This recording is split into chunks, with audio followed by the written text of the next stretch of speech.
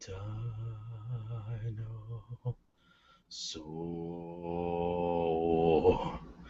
Dinosaur.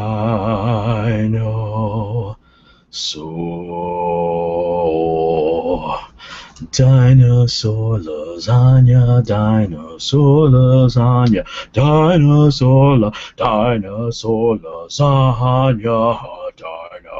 lasagna, dinosaur lasagna, soul lasagna, dinosaur lasagna, lasagna, la ya ya ya, la ya ya ya, dinosaur lasagna, da. All right, guys, I gotta go though. I'm so glad that you did that, Tim. That was not a job for me. That was a job for Tim Carney. I was made for this. Witness my dinosaur lasagna. Oh goodness. Thank you, Tim. Thank you for doing that. Hey, no problem. Anytime, man. I just agreed you to that. Anytime, man. Anytime I want. You'll do that. It's not untrue. Tim's like that guy at the party that you're like, hey, who wants to jump off the second story into the pool? And you're like, oh, Tim will do it. It doesn't have water. All right, put a cup of juice in there. Oh God, dude, I forgot that I had the YouTube video open, and Tim, about halfway through your singing, it looped back, and so it was doing the dinosaur, and it sounded intentional, and I'm like looking to see who's joining in, but everyone was muted, and I was like, for a second, I was like, how is Tim doing that? I had that going again too, and I was like, oh, he's still doing it, right? Yeah. I'm like separating my voice. You know, those guys are like. You're doing like the Mongolian throat singing, yeah. Yeah. So yes, that was the dinosaur lasagna song in the likes of Requiem for a Dream. Tim's album will be out tomorrow. Hi. We're just gonna rip that. We're gonna rip that audio from YouTube. First MP3. Done and done. Get it on absolutetabletop.com. Yep, totally lossy. All right, so welcome everybody to the Winds of Salin. Welcome to session 7, the Winds of Salin. And so before we get started, I'm sure you know who all these awesome people are, but just in case you don't, we're going to go from my left to right and have everybody introduce yourself and your character, and then we'll get started. So Cassie, go ahead first. Hi, I'm Cassie. I'm playing the Tiefling Nymeria Forest Walker, an awesome druid character. This is my first real campaign, and I am so fortunate to be with these awesome guys.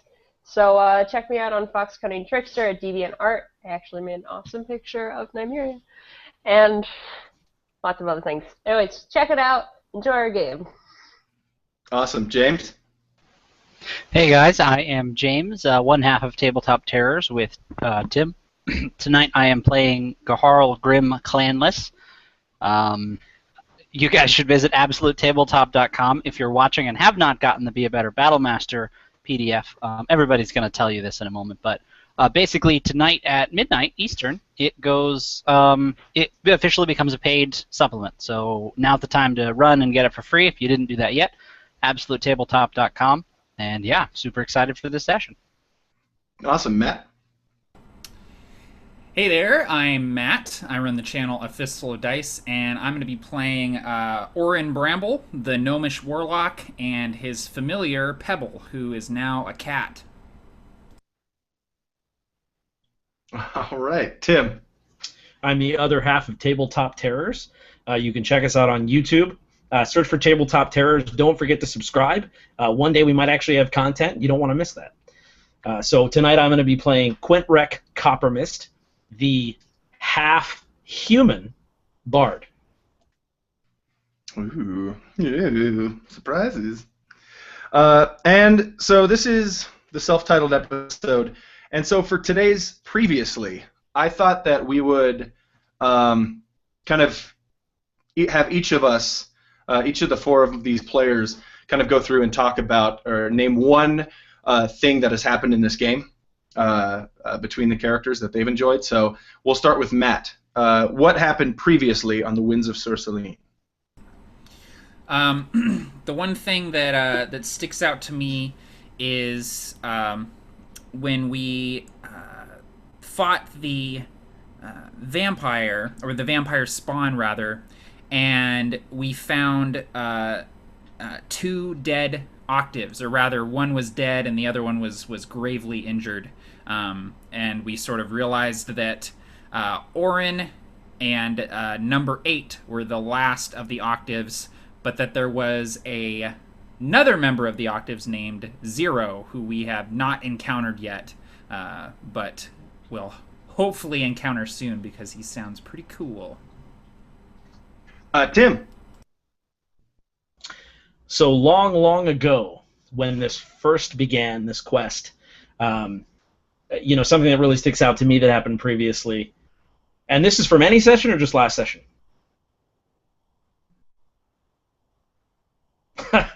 I was just going to say. Did Parker just give up? No, I tried to motion all the sessions. Oh, it looked like you were just throwing your hands up. Like you were like, no. No one cares. Tim, stop it. No. So the thing that just really stands out to me, and one of my still all-time favorite sessions, was these 4 unlikely, unrelated creatures somehow found a kinship on a ship called the Reach, and through the the black kind of ink-stained teeth of a drunken barman, we've kind of come full circle as we realize that he was one of the vampire's victims. This person that we actually met and was part of our bonding is now further part of our bonding in a different way, and I think that's kind of cool. Yeah, that is awesome, actually. James, what about you? All right. So last session, specifically, we were trying to sort of suss out some of the things that happened or were going to happen, sort of figure out the order, and we were faced with a very interesting puzzle that not only gave us a lot of really cool insight into the world and, sort of foreshadowed some stuff, but I would say most importantly, when we got it wrong the few times that we did, Gaharl Grimm clan list was tossed around like a dinosaur lasagna. And I gotta say that is probably what sticks out the most to me, especially about last session. Yeah. Oh, me too. And everybody. Cassie, what about you? Any session? Well, any session. I'm sure what really sticks in the heads of our fans is the time that Gaharl almost killed Quint. I mean, that was such a big and dramatic episode. It was so fun. This is really cool. Awesome. And today we're actually going to do a slight throwback to the second episode. And we'll begin right now.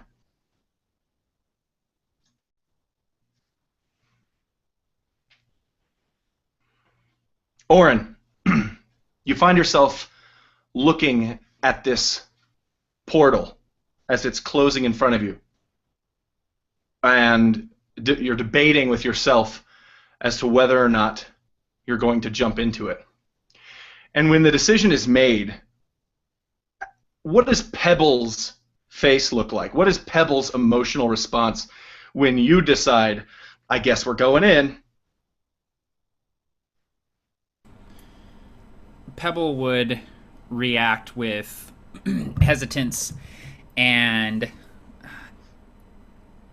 disappointment and disapproval at Orin brashly jumping into the Fay Wild, because Pebble knows what occurred last time Orin was in the Fay Wild, and he knows what is potentially at stake and what is potentially could be lost, because Orin and Pebble, it's been a long time since they've had friends, and Orin is potentially leaving these people behind for a long, long time, jumping into this portal. What does it feel like as you enter the portal? It feels like when you slip on a hardwood floor and there's nothing to grab onto around you, and you feel your feet leave the floor and you feel yourself falling backwards, and you try to maneuver yourself in the air as you kind of hang weightless in the air as you realize I'm going to hit the ground and there's nothing I can do about it. And so Orin would just be sort of trying to maneuver himself as he sort of falls through the portal that he stepped into. Excellent. Spinning backwards, like you said, slipping on a hardwood floor, but there's nothing to hit. There's nothing to hit your head on as you just spin throughout this endless abyss, getting dizzy and nauseous. And then, as if you're having some sort of memory flashback, you're there sprinting through what seems to be an endless forest, and arrows are just zipping around you. And tell me what this place looks like in the Fay Wild. So it looks, at first glance, very similar to the Anderwood at dusk, perpetual dusk. The Fay Wild is called by many the land of twilight because the sun always seems to be either setting or rising depending on how you're looking at it, and there's never full light or full darkness. So the shadows are very long, the shadows are very deep, but there's great pockets of light as well. And as Orin is running through these woods that look very familiar to him, he looks up at the sky, and through the canopy he sees another canopy as there's another forest above him growing down, almost as if the sky itself is a forest, almost as if there's another forest floor up above that maybe if he climbed the trees, maybe he could fall into the sky and hit the ground above him. Because in the Feywild, gravity is not as it always is on the material plane. Excellent. Roll a dexterity saving throw for me really quick. Hurry. Arrows are coming, man. That's a 17. Okay, excellent. You realize that the leaves are made of glass as they shatter around you as this arrow just fires through the foliage in this forest, and you are able to kind of duck down, perhaps, and avoid the glass shards as they are hitting your face. But in front of you, you see something quite familiar. You see a man, but he's not quite a man. He has elongated ears, that of a goat, and the same can be said about his legs and his tail and the horns that are growing out of his head. What is his name? You've seen him before, and it's always like a, oh, man, type of moment when you see him. Is this my patron that I'm seeing, or a follower of his? A follower. This is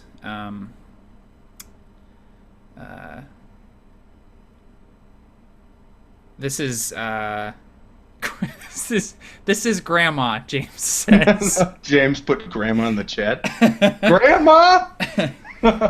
This is Intress, who is the sort of the captain of the guard for Oberon, the Green Lord.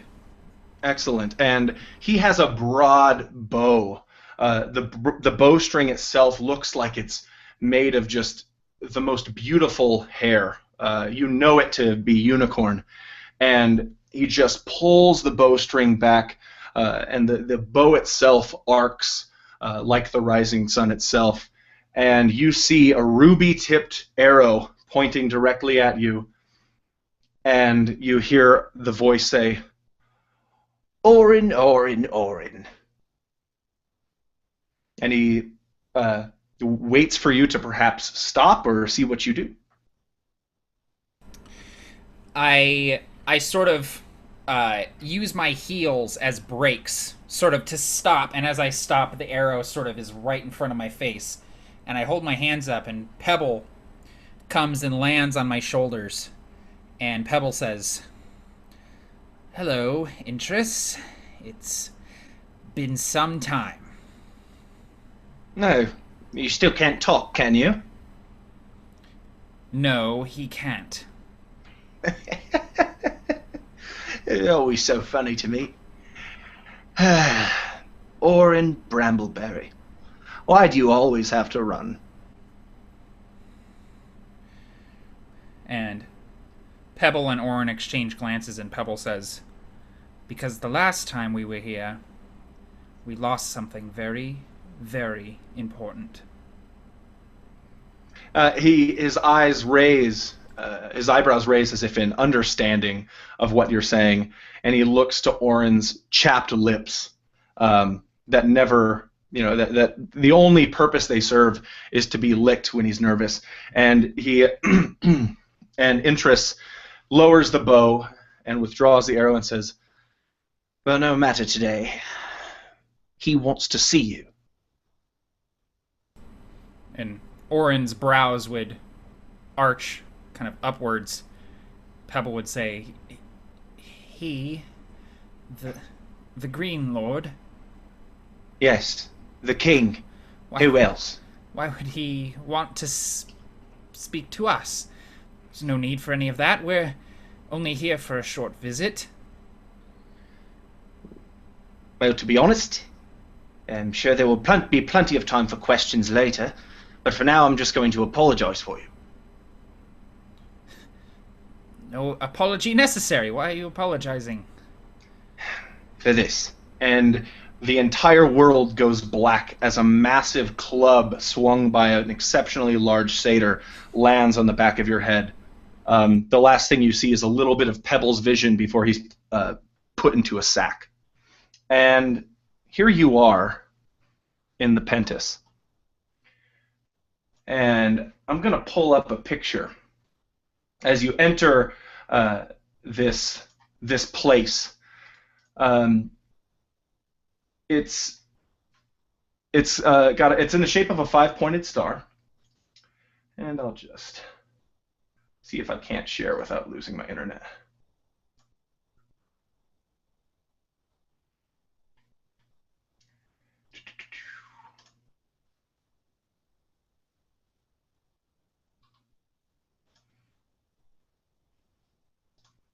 Okay. Can you see that? Probably not with your video muted, but it implies. There you go. How's that?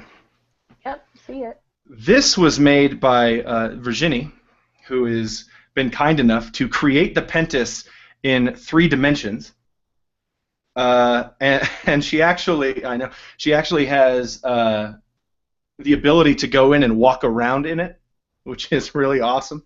But you enter this 5-pointed room, and in the center of it you see what looks to be a pedestal, a small, very small circular altar. On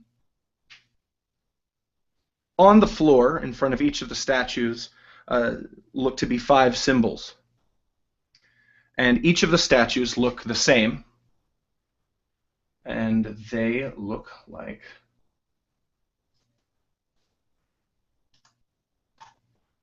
this.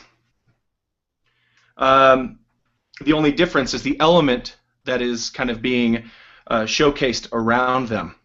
For instance, this is the statue, obviously of fire. On its chest, on each of their chests, is a breastplate. The only exception is the statue directly in front of you, which is marked with the purple symbol in front of it, and it is without a breastplate and also without any sort of elemental surrounding. What do you do?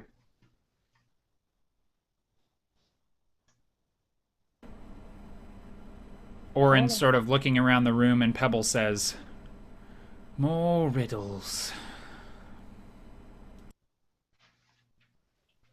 Well, I would want to go, well, oh, yeah, I'm on. I'd want to inspect them. I think it's just Orin. Oh, never mind. No, you're all in here. This is the room that you entered into the last time, where you saw the 5 statues. Also, in the ceiling it looks like a hole, like a skylight, and you remember reading in the journal, Nymeria, you're probably glancing through that book that the dead man in that entrance corridor was holding. He mentions that the skylight goes way, way, way up toward the surface. So I'd want to inspect the one without a breastplate. Excellent. Yeah. Okay. I guess would that be investigation? Sure. Yeah. Yeah. Go ahead and roll an investigate check. All right. 17 unmodified. Okay. So 20. Oh, it's a 20. Yeah. Okay. Excellent. Basically, you note that there was a breastplate here, and it has been removed at some point. It is now gone, but you can see the marks where it used to be. The symbol on the front, on the chest of the statue, is the same as on the floor, though you're not sure if you've seen it before. Could I do some sort of a history check, some sort of leaning on bardic lore and things of that nature, trying to kind of see if I know anything about these symbols? Yes, go ahead. Be an intelligence check or something like that. Yeah, I'll do. If it's okay with you, I was going to add history. Sure. Yeah, that's fine. Okay, so it is a total of a 19. A 19. The most ancient of religions can't even be called a religion because so many of its believers were just kind of packaged into this large group in order for the more modern peoples to understand them. But so many of them had different beliefs. But you note that these symbols on the floor are that of the 5 elements that those people once believed created the world around them.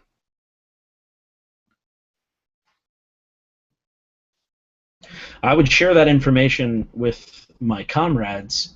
I think I would be probably remembering some sort of, I don't think that something this old would be written down clearly or articulately. I imagine it almost being like Beowulf, like to people who are modern, going back and reading it, the word, the language is a little different. So in pieces and parts, I would try to, miss a few words and then give some keywords to kind of fill everyone in that is what kind of a room we're in. Do you have a excuse me? Do you have a name for kind of the group of people that followed these beliefs? Yes, we would probably call them the Pensions, and that would be probably like Pentiuns. Cool. Like the followers of the 5 or the Great 5 or that kind of thing. Great, I like it. Excuse me. Yes, you do understand that and relay that to your companions. Is there anything else in the room? Is there any sort of is there a breastplate lying around? I guess is what I'm trying to get at. Is the floor basically empty, or is there anything around? Excuse me again. The floor is basically empty. You check behind each statue, and no, there is no breastplate around. But as you get close to some of these statues, you note that the fire one is hot. Like ooh, that's actual like magic fire, and maybe you're a little wary while you look around it, but. Yes, you definitely don't see any breastplates laying around. You do note that in the middle, on the pedestal, you see a place where obviously a large book once laid, and there's some writing there underneath some dust. Is it in a language I understand? Would I be able to do the movie-esque blow the dust away and try to read it? Actually, it would be written in the old language the old official language of Draconic. So that's probably something that you can read. Is that the case? It is not. I read Dwarven, and I speak Common. I thought somebody in our group spoke or read Draconic, but I guess not. I got a lot, but I don't have Draconic. Yeah, I think we'd all be eyeballing the Drakon. Yep. Yeah, and I'd be remembering Freogs and how I read that. But like, listen, it's racist to think that I grew up that the Dragonborn knows Draconic. Okay. Actually, that is a racial ability I believe that you should have. Well, it's funny because I just began looking that up because I'm like, oh well. That's racist, Matt, Matt for even bringing that up. That's true. It is racist. I know, It's dude. probably true. Dragonborn start out speaking Common and Draconic in 5th edition, but if you decided that you didn't, then that's cool. No, what happened was similar to if you remember when we were fighting the vampire. I thought I had an ability called Savage Tax.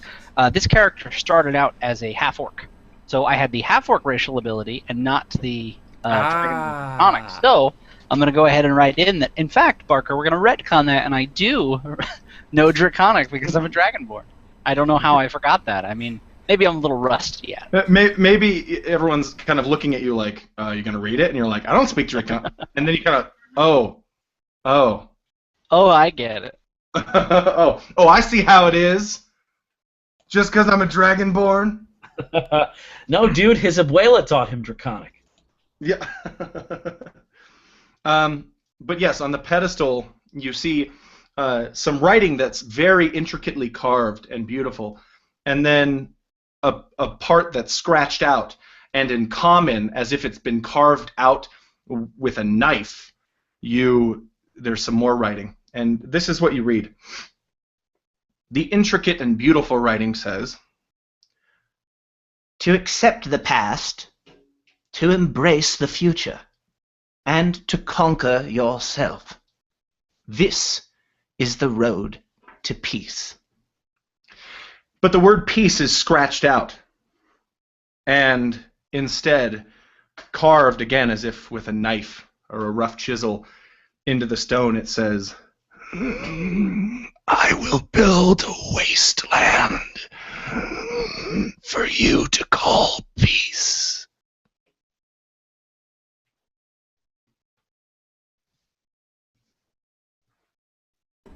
And Pebble's kind of looking over Gaharl's shoulder, looks at Gaharl and says, what does it say? And very much, he would have done that thing where he sort of, begins reading it out loud but gets a little ahead. And so he would have read some of it, and by the time he got down to the scratched part, would have kind of slowed down. And I imagine that is when Pebble asks, like, well, no, keep going. And I would read it, rather ominously, but almost very much not understanding. So I would definitely, tell them, like, I will build a wasteland for you to call peace. Like, very surprised that somebody would destroy something so beautiful in a place so hard to reach. And of course, yeah, I would relay that to the group. That's ominous. And Orin is kind of standing beside you, Gaharl, and he would kind of reach out and sort of trace that second etching of letters kind of with his finger, kind of looking troubled. Who could have been able to come back here? Maybe was it the vampire spawn we defeated? Maybe her master, whoever turned her, would be the one that had left this terrible note. Yes, that would stand a reason, but it feels different. It feels personal. Nymeria, as you're holding, basically your weight in books that you're kind of lugging around with you, perhaps wishing upon a bookshelf, your kingdom for a bookshelf. That's what I forgot to add to her picture. Oh, a bunch of books, a library on a cart. Yeah. You do remember that you've heard that and read that the history of the Hill Dwarves, the history of Salin, has been written by protective hands, people that need the history, the true history, to not get out. And that entire book talks about, the book entitled The Winds of Salin, it talks about there being 4 winds. And Nymeria is looking at her book, flicking through the pages until she comes exclusively to the 4 winds. No, I guess I should read it. No, that's it. It's just interesting to you that there, were 4 winds and there are 5 statues. 5 statues, and they all have. Nymeria walks over to the little yellow symbol on the floor. See, we have fire, maybe earth, and guessing water is that blue one. What do you think this one is? The yellow? And she kind of looks back at everyone, just asking a little bit out of the blue. Orin says, "What about wind? An element I used to know a lot about." Well, the blue one also could be wind. Or water. Don't know. What about this 5th symbol, the purple one? That seems a bit odd and out of place, doesn't it? And I think after reading the inscription and standing there sort of like very zoned out, with the talking and you guys are going back and forth, Kaharl's kind of staring at this one without a breastplate, and he just says one word. Time? Time. Oh, go ahead, Quinn. I was just going to ask, so as we went into this place from above when we were talking with Zero, and so Quint noticed the music of the place as he was descending the rope. He kind of heard the thump, and the dripping and all this stuff.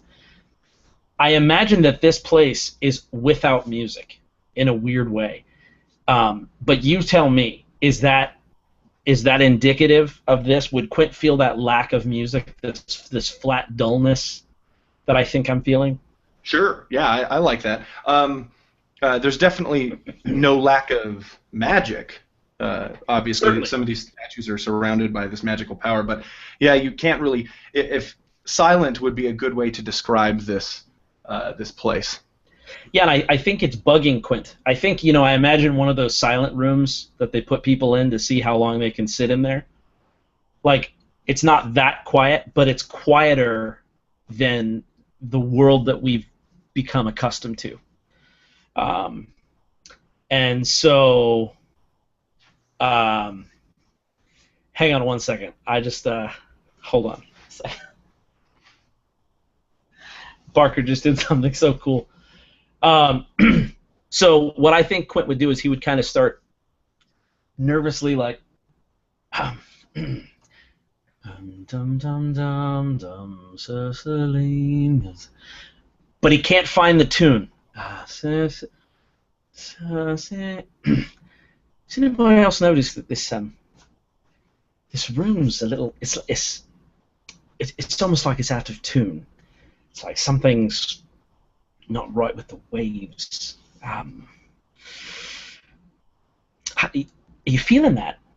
It's weird. And he pulls out that little harp Nymeria gave him. And it's just like, clung. This thing was already out of tune, but I mean now it's like emphatic. You notice that there's actually a statue looking at you, Quintrek. And it is the statue with the water symbol, the blue symbol in front of it. So, can I tell you that it would sort of be oh, Jesus God. Except you probably wouldn't say Jesus. The equivalent. The equivalent. It's canon, you said it. I said it. That's it, everybody. Now it's a different one.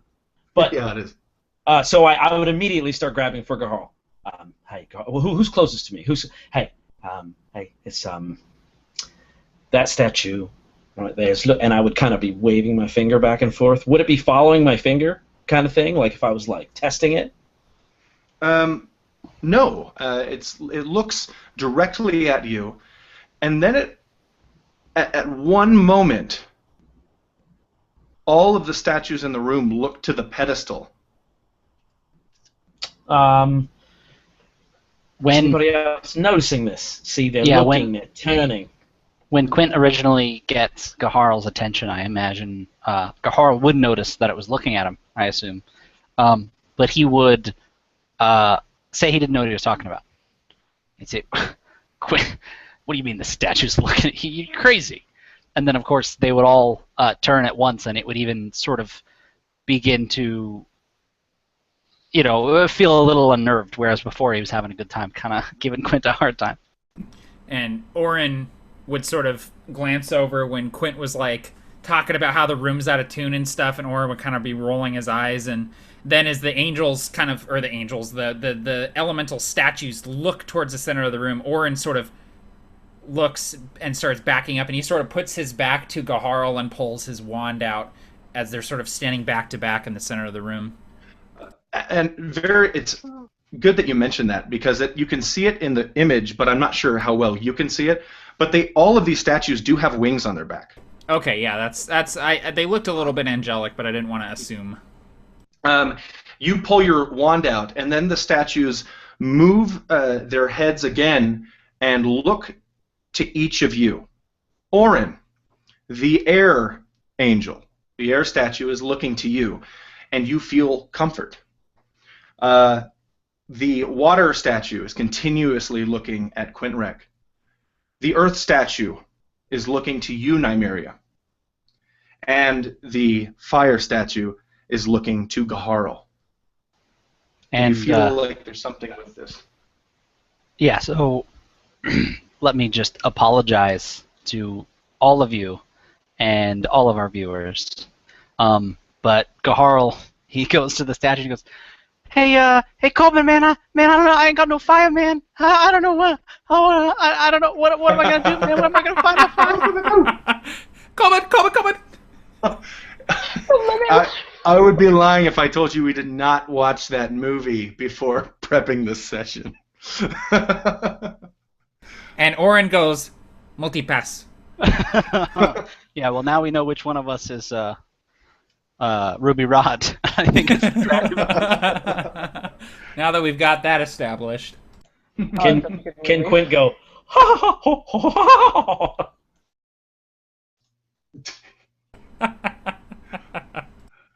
To anyone who hasn't seen The Fifth Element, they're like, what? Are they high on angel dust? Dude, if I have seen The Fifth Element, nobody's got an excuse. That's a really good point. That's true. What happens if you've seen it? Everybody drinks? Yeah, you have to finish your drink. Everybody's got to finish their drink right now. Oh, man. I don't have one. I'm going to get one and finish it. Yeah, we just drop 4 viewers as people start dying. If we have a movie conversation, it'll be like, oh, yeah. I love that they're considerate enough as they're dying to log off. Yeah, I know. I was thinking about that. Like, oh, yeah. At least give it a like before you go, if that's all right, guys. All right. Go ahead. But in all seriousness, Gaharl would sort of approach, relatively close enough, so that, or far enough away that the fire, he doesn't feel it necessarily. But he would basically walk toward it, be kind of close, and more or less stare into its eyes, almost trying to glean some insight into, what this statue's purpose is or something. But he's really just very lost in thought, staring at this interesting creature. Great. Well, and all these, these statues are identical, and they don't have eyes, but you know where the eyes are. I mean, it's almost like you can feel them, and it's almost like you can feel like they're your eyes. And excuse me, and it stares back at you in the same way that you're staring at it. It's almost like you're looking into a mirror, and all of you begin to feel this way. as you begin to look at your statue. I'll just call it your statue, the one that's looking at you. It's like you're looking at yourself a little bit, and as you approach your statue, you actually begin seeing their movements mimic yours, as if to again, as if you're looking into a mirror, and some of their arms actually move, and I'll show you how their arms move.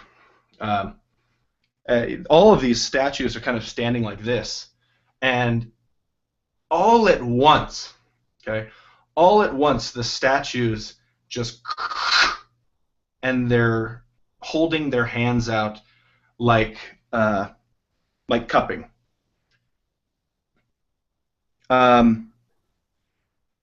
Matt's statue is somewhat important for this one, so maybe I'll just kill his character.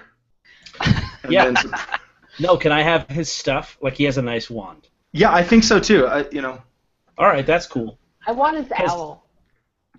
Okay, well, it's a cat now. Is that okay? Oh, God, I forgot. It is a hairless cat, right? It's a hairless cat. Yeah, it's just a beautiful thing. But I think he's gone now. It's just I've never really liked that guy. Since we're all talking about it. Not Matt. I love Matt, but Oren, God, he's always second guessing me and stuff. I'm like, oh, you wanna? This is real world drama. MTV, y'all. Here we come.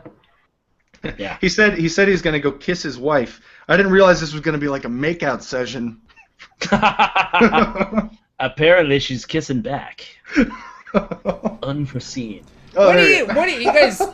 Are you guys busting my balls? You left right when I was about to go to you. I'm so sorry. I was waiting for an opportune moment, but it just wasn't happening. And I was like, okay, I'm gonna go. No, dude, it's all good. It's like anytime you have to pee in a movie. Yes, like, exactly. Oh, That's waiting? exactly what I was gonna say. You get to the end of the movie and you're like, I should have peed like during the scene where they were talking. I should have done that. Well, that's even worse. Is you wait. Like usually what happens is I have to pee anyway because I drink a gallon of soda, and so like halfway through I'm like, man, that would have been a really good scene to pee at. Man, and then I leave and come back, and Cassie's like, "That was the best part." What were you doing? Dude, I peed during Frozen. I walked out to pee. The Disney movie Frozen. Yeah. And that was like before anything was happening, and I came back and the movie was basically over. Yeah. Everything had happened, and I was like, "Wait, what?" Like. Yeah. That movie ends very, very abruptly. Yeah, it does. Anyway, So basically, I'm sorry. No worries, man. Seriously, what you missed is that everyone's kind of approaching the statues, and they're seeing that your movements are actually mimicked by the statue a little bit. And all the statues have done this when you approach it. Their hands are out, and then they kind of move in as if they're holding something out to you. And Oren, you see what looks to be a gathering of energy, of wind energy in the hands of this statue that you're in front of. And all of you begin to see this. But Oren's is the one that actually takes shape, and you see something that kind of looks like your wand, but just emanating this awesome, cool power. And it takes it and it points it at the upper right-hand corner of the room, and then it goes to the upper left-hand corner of the room. And then it crosses over to the lower right-hand corner of the room. So upper right hand, upper left hand, lower right hand, lower left hand, and then center straight at you. And then it casts Eldritch Blast. Okay, so I'm going to bring At least it ain't Witch Bolt. Yeah, not yet. So with Eldritch Blast, I'm going to go ahead and roll this. And that is a total of 18 against your armor class. Yeah, that hits. Okay. And that is 4 damage. 4 damage. Okay. Is that on top of the dinosaur lasagna damage from last time?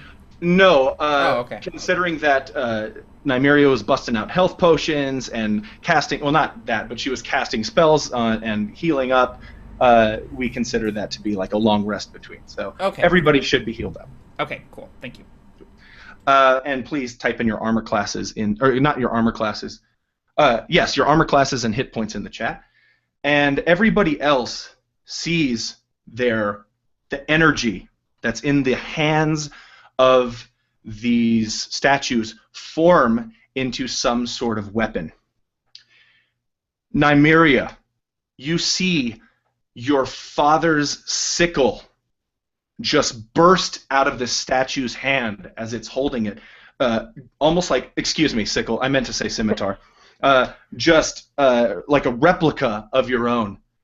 Gaharl, that axe is the exact same as yours.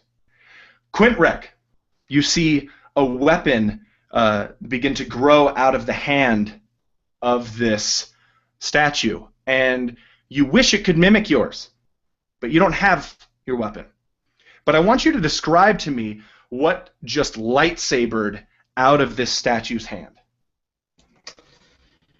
It is what looks to be if you took a harp and could magically twist it. And so, essentially, the wooden pieces of the harp make a sort of handle and twisted in it as though vines growing into a tree, or like if you've ever seen a chain link fence that's grown into a tree, like it twists around, and at the end of it, it's a cat of nine tails with the harp strings. Awesome. Super, super awesome. Orin just gets blasted by the statue, which immediately after blasting him steps off of the pedestal, this breastplate just gleaming. And what do you do, Orin, as you're staring at something that you feel at the core of you is just your clone? So I stumble backwards as the Eldritch Blast slams into me and leaves kind of a sizzling scorch mark on the front of my sort of leather and hide armor. And it's sort of that thing where, like, your friend hits you in grade school and you just kind of hit him right back in the same place. Like, I sort of look down at the scorch mark and then Eldritch Blast the statue with my own wand. But I can shoot Awesome. 2 off, so... Too big. So one is 20 and the other one is 13. Okay, so the 20 hits. Okay. So that'll be... Sorry, apparently I don't have any d10s. There we go. So that's 7 damage. As I sort of stumble backwards and fire off 2 Eldritch Blasts. All right, very cool. So, Nymeria.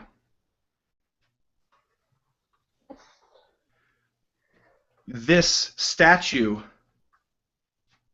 swings at you with this energy-infused, almost incorporeal scimitar.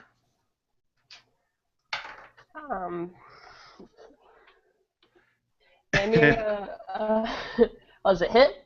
It's a 12, so I don't think so. So you tell me what happens. Nymeria, having, since everyone discovered that these things move, she felt drawn towards the earth one, and for a moment approached it as if it were this beautiful thing that she was so curious about. But upon the sword suddenly, as you said, lightsabering from its hands and just lashing out at her, she quickly steps back and reaches to her back to grab the spider staff. For a moment looking almost hurt, having a hurt expression on her face that this thing would attack her while my cat tries to get my dice. And reaching for the spider staff, she just automatically tries tries to, of course, cast a web on it using the staff. Awesome. Do it. Did I see the book? I believe. Sorry, I didn't have the book ready. That's all right. Details. And the cat that's in front of you is doing all the math for you, I think. Yes. That's usually what happens. Like Heather's crafting that diplomacy board, that big diplomacy board, and the cats are like, "I want to help Woodburn. I want to do this. Yeah, I want to help you stay in the wood. I can do it, and I'm going to help you by knocking the stain off the table, because I can't reach it if it's on the table. So it's just easier." Can I use an inspiration point to roll again? You start with 1, so yes. Okay. Oh, okay, never mind. I'll just take it. It was a 2. And let's see. Okay. So it would be a 4. So it just kind of blasts over the shoulder of this statue as you kind of maybe perhaps step back surprised, and this web just kind of up against the wall behind the statue and kind of just droops. Gaharl, you are looking as this huge battle axe is being held above this statue's head, and this incorporeal version of Fangsbane is just coming down on you. For a total of 19. Yes, absolutely hits. And in total, the damage will be 6. And describe to me what that looks like as you're hit with this almost energy weapon. I mean, it's like a mixture of both energy and physicality. But describe to me what it looks like as you're hit, and then what you do right back. So would you say this is sort of simultaneous, or would there be like a split second where I notice that everyone is sort of being attacked? I would say it's all kind of simultaneous, but you definitely know that it happened to Orin first. Gotcha. So I feel like Gaharl, based on what you said previously about, it's almost like we can tell they're clones, and he absolutely recognized Fangsbane coming out of this thing, and he's ready for it. You know, he's expecting it. And when this axe comes down, what his plan is he knows how to use an axe, and he knows how the axe will be used. You know, he knows exactly what's going to happen. He thinks, and so this axe comes down, and the idea is he was going to try to grab the shaft, like sort of between the blades, and lash back out, but he misses. You know, it's almost as though the statue was faster than he realized, or he swore he was ready for it. And he's done it a million times, and it just got through, and it just comes right down on his shoulder, and immediately he pulls himself in and headbutts this thing. Where it seems like they're on a pedestal. Would that be higher? It'd be more like a chest.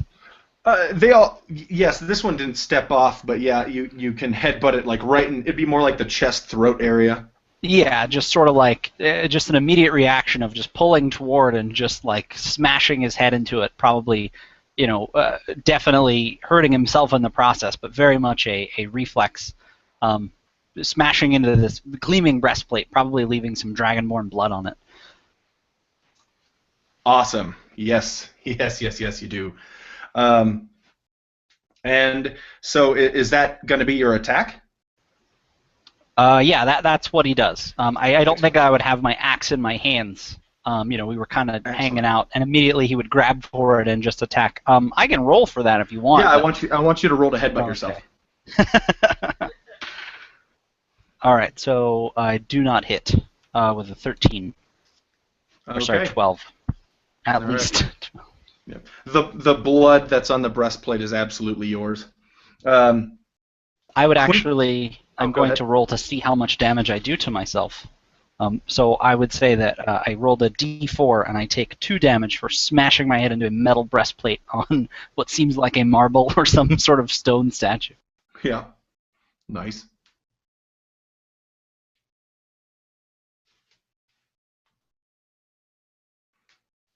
Okay.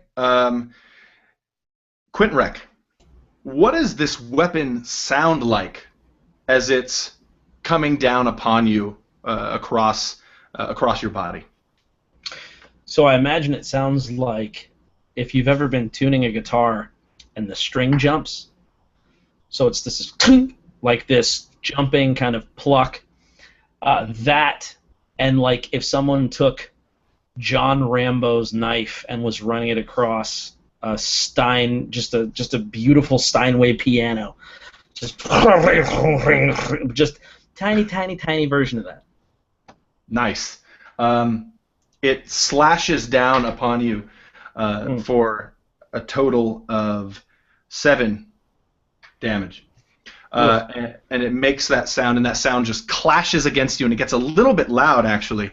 Where does that hit me? That you tell me. So I'm thinking, the ear. I'm thinking just right on the meaty, fleshy part, just like that, right here, just kind of across the cheek and everything. Awesome. And almost like a whip of blood just kind of across the floor as he follows through with the stroke. Oren, tell me, I missed Pebble. Tell me what Pebble's going to do, if anything. Pebble just sort of gets on his haunches and like arches his back, angry cat style, next to the altar and hisses at the statues. Nice. Roll for damage? No. Gaharl. Roll for intimidation. Yeah, roll for intimidation. Gaharl, you notice that the statue in front of you, the fire statue, is doing something very strange. There are going to be a lot of narrative instances in this combat where you can kind of work with the world around you. As you can see, the room is somewhat empty, but that won't always be the case. So have fun, take advantage of it, and all of you notice, not only does Gaharl see that this statue has become like vibrating a little bit, like, but everybody in the room can hear this sound as it's just, and then boom! Everybody roll a dexterity saving throw and tell me what you get.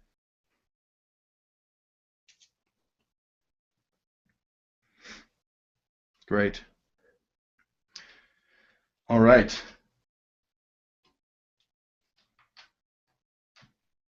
And I think Tim stepped away for a second. Yep. So if you succeeded, you take 2 points of damage from the fire that just erupts in this room after this.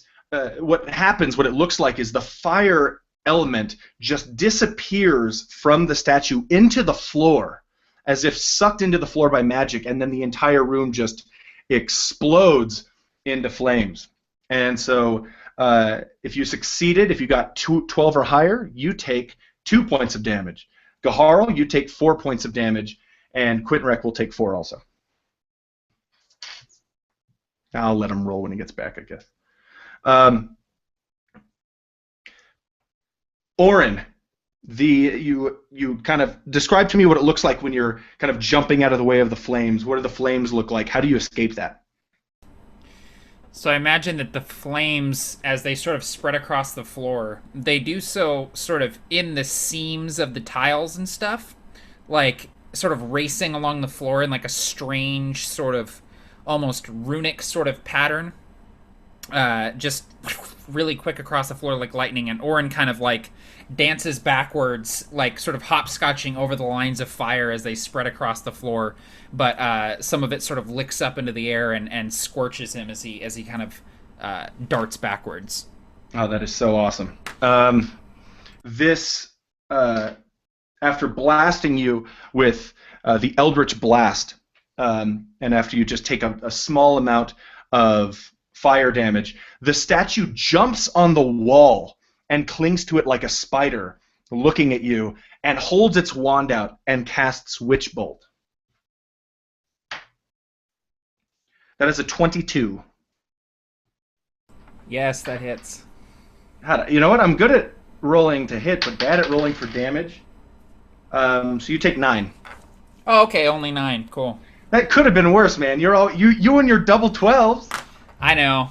It's obviously just a statue. This isn't the real Oren. What do you do? What does it look like after you get hit? And what do you do? So it just sort of, it's a strange experience for Orin being on the receiving end of this purple lightning bolt that arcs out of the wand, but it cracks into him and it hurls him backwards a few feet, and he sort of slams into the altar at the center of the room as this beam of light hits him, and Orin responds by aiming past the lightning bolt hitting him and firing off his own witch bolt, so that there is two sort of arcing through and over each other. Awesome. So 1 second, sorry. It's a +6. What? You don't know. You don't know me? I have your character sheet. Oh. Okay. Sorry. No, it's all good. I couldn't remember if Witch Bolt was a. Oh yeah, it is. Okay. All right. So that's a 18. So 24 to hit. And you do so. Okay. Cool. So here comes 2d12 damage. I'll teach you how to do this Witch Bolt. So that's 7. Damn it! I was like, come on, do 12. Come on.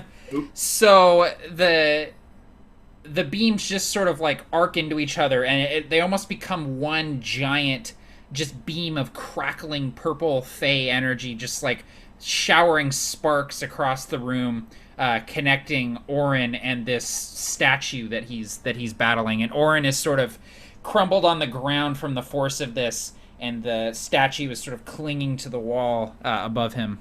Yeah, I won't cross the streams. Don't worry, James. Don't cross the streams. Nymeria, after you describe to me how you jump out of the way of the flames but still get a little burned, and then I will attack you. Nymeria actually, seeing this wave of flames coming after her, she actually casts Longstrider and basically tries to be like the Flash in this thing and just try and dash out of the way where she can. But like the edges of her cloak still get like singed and burned, and her tail, unfortunately, also gets caught in the flames. And she looks for a moment at the one that just. Did that one that set the flames everywhere explode? Like, is it still there? The statue is still there, but it's frozen, and all of the magic is was in the floor. It went into the floor and burst the entire room into flames. So Gaharl's statue is currently still. Okay. So after casting Longstrider, she turns back to her statue, waiting for the next. Okay.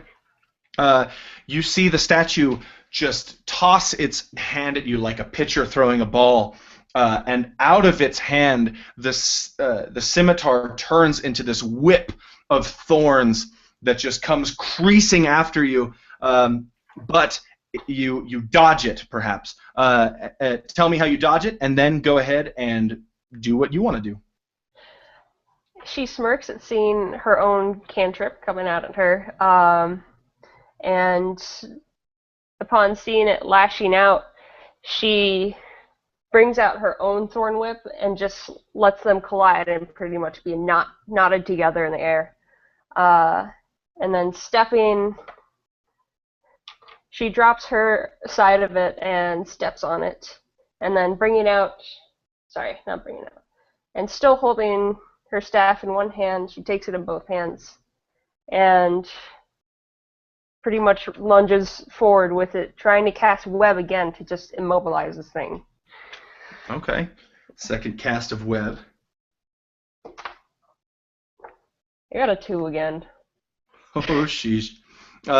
It is as swift as you, and it's flexible beyond that of a statue, so it drops down into a crouch, and the web fires above its head, and it pulls back the thorn whip after its miss.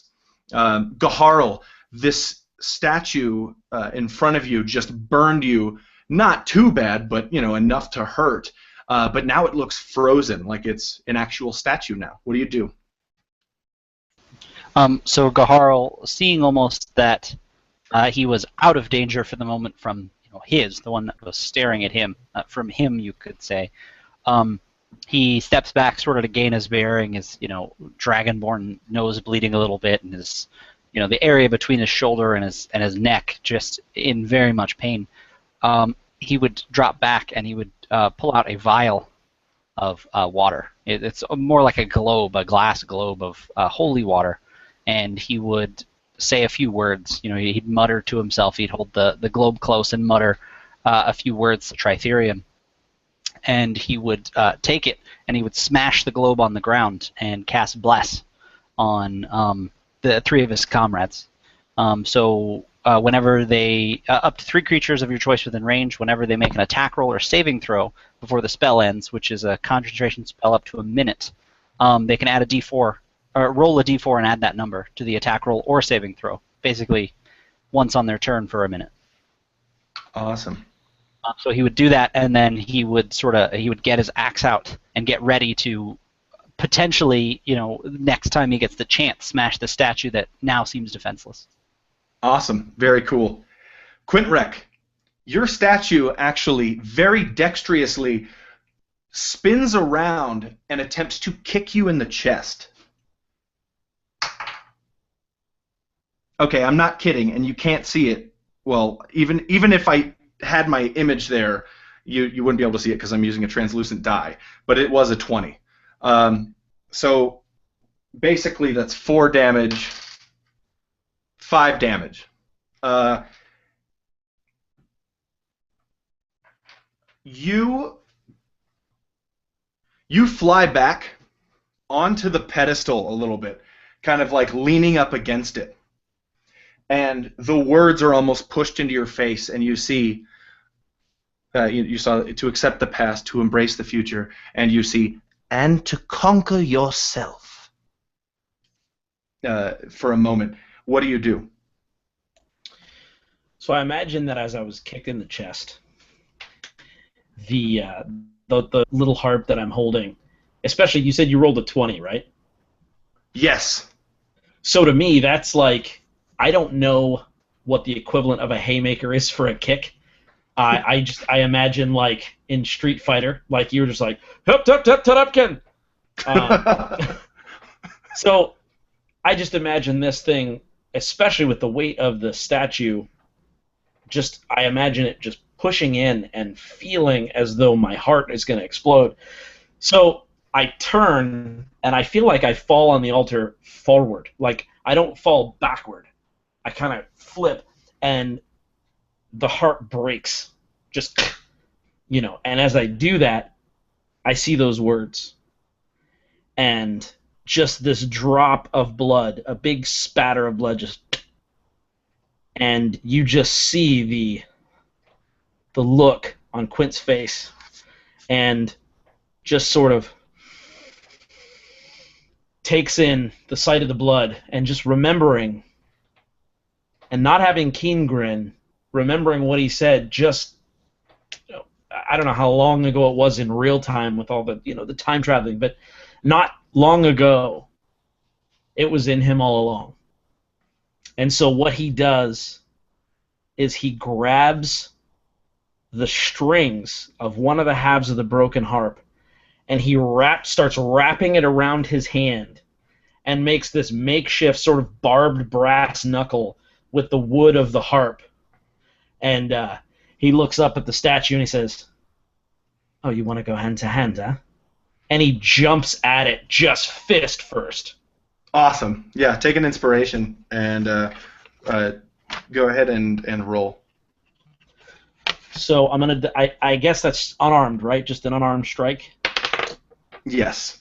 And so that's an unmodified 16. If you're going to let me use my strength, that is +0. Nice. Well, you have a 16 armor class, if I'm looking at the correct thing. I do. So then you hit it. So describe to me, roll damage and describe to me what happens. All right, So, and is it just the normal D4 of? Yeah. Like Yes. Plus your immense strength modifier. Oh yeah, yeah. You know, actually, I'm sorry. Go ahead and roll it twice. We'll just say roll 2d4 because of the makeshift weapon you're using. Oh, cool. All right. Well, the first one was a 4, so that's cool. Second one was a 2, so a total of 6. So I want to know if this statue has fake teeth. It's very flat and just sheen of a face, really polished, is now just crumbles, hit the wall as half of its face gets just blasted off. Perfect. Awesome. And I'll mark this here. The fire begins going back to the Gaharl statue and begins growing into it again, like it was before. But the one in front of you, Quintrek, after it gets just obliterated across the face, the water element that's been encircling around it just gets sucked into the floor and the room becomes just 50 degrees colder as ice and frost begin to just gather on the floor and on the walls, and on the ceiling and against the walls, almost completely, not almost, it's completely defying physics. Icicles are growing outward from the walls. So now, Orin, this version of you jumps off of the wall at you in an attempt to hit you so hard that your body flies against one of these icicles, or maybe a patch of them. And that would be a total of 9. So tell me how you dodge it or block it or whatever, and then tell me what you do. So the statue comes flying at me, and I'm sort of maintaining this witch bolt, but as I see it flying at me, I sort of roll out of the way, and the statue sort of slams into the altar, and I immediately turn around and continue my my witch bolt on it. Awesome.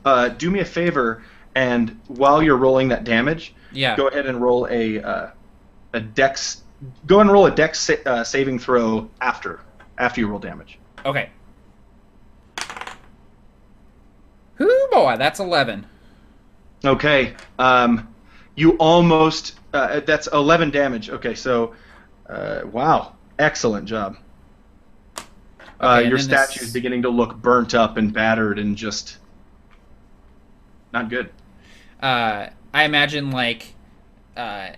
the witch bolt sort of hits it, and there's just a hot glowing spot on the back of it, and then that spot just bursts open, and the witch bolt actually shoots through the statue, just cutting through it and sending rock all over the place.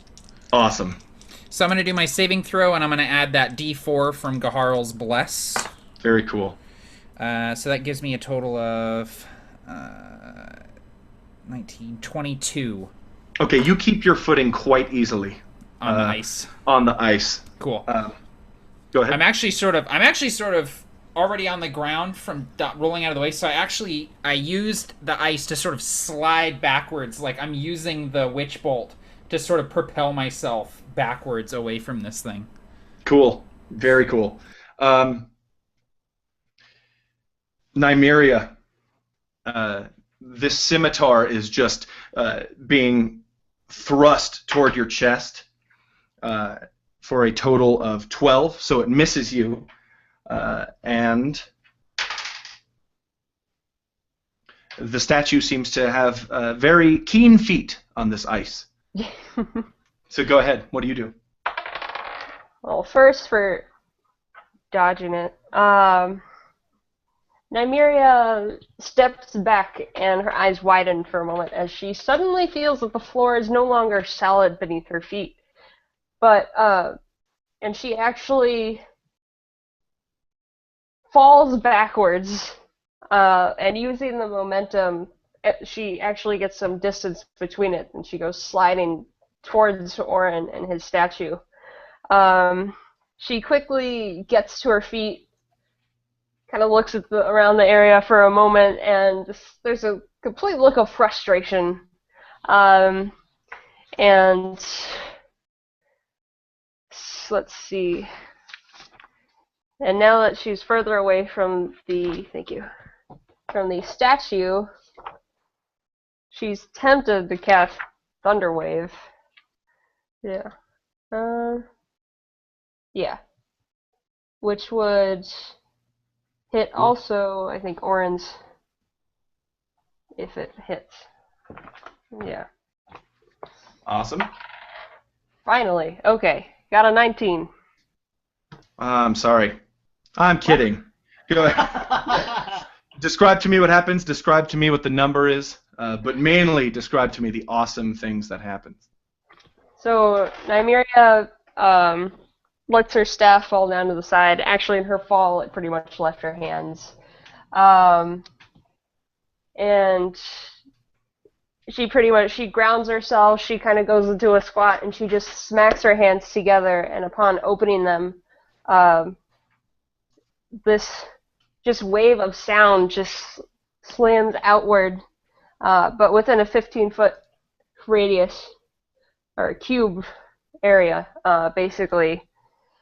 Cool.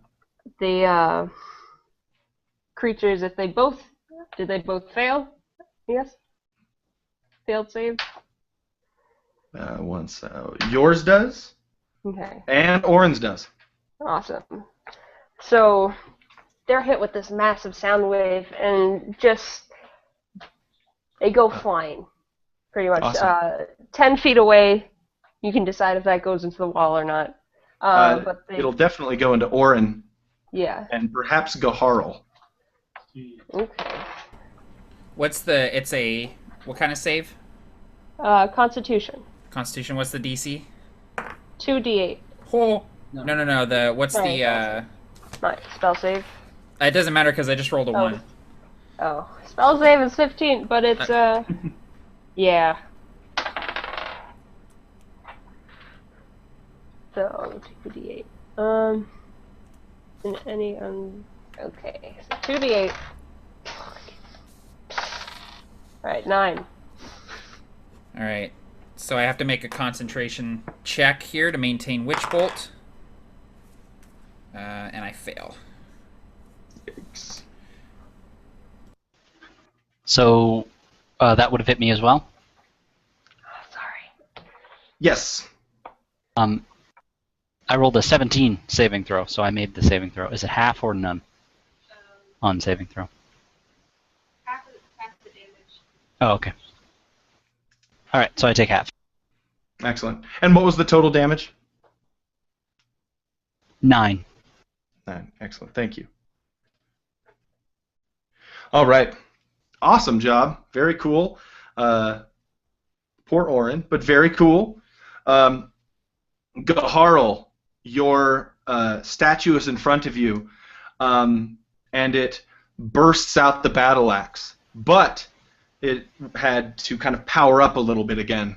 So that's all it can do. What do you do? So Gaharl is going to give this thing what it gave him and definitely strike back out with his battle axe. He is going to just lay right into this thing. Cool.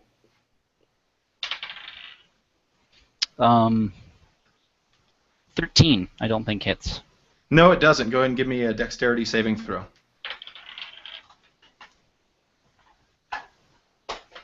13 as well. Okay. You keep your footing, but the ice is quite slippery. Yeah, I like to think that while swinging, he was so, again, just he feels a little overconfident, but especially now he's very bloodied. His ear is ringing, and it's beginning to bleed from the thunder wave, and like a stone room like this. And as he's swinging at this thing again, his confidence is just so high, and he very much curses himself as he misses again. He made one miscalculation between the ice and the thunder wave, and he's just it's killing him that he can't land a hit, but he knows that it's because he's not taking his time. He's not concentrating. He's lashing out when he should be a little more methodical, and he realizes that his rage is getting the better of him. Yes, you must conquer yourself. Quintrek, this sword, this blade, this gorgeous instrument is coming down upon you once more, and it does hit. And you can describe to me what that looks like as you do take 8 points of damage. I feel like I'm pretty torqued up, so I feel like as it comes down, I try to swat it away with the wooden piece that's still on my hands.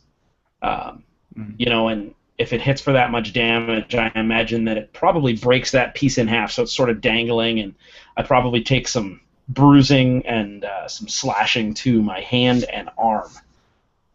Cool. Yeah, and it does smash your makeshift brass knuckles into many splinters.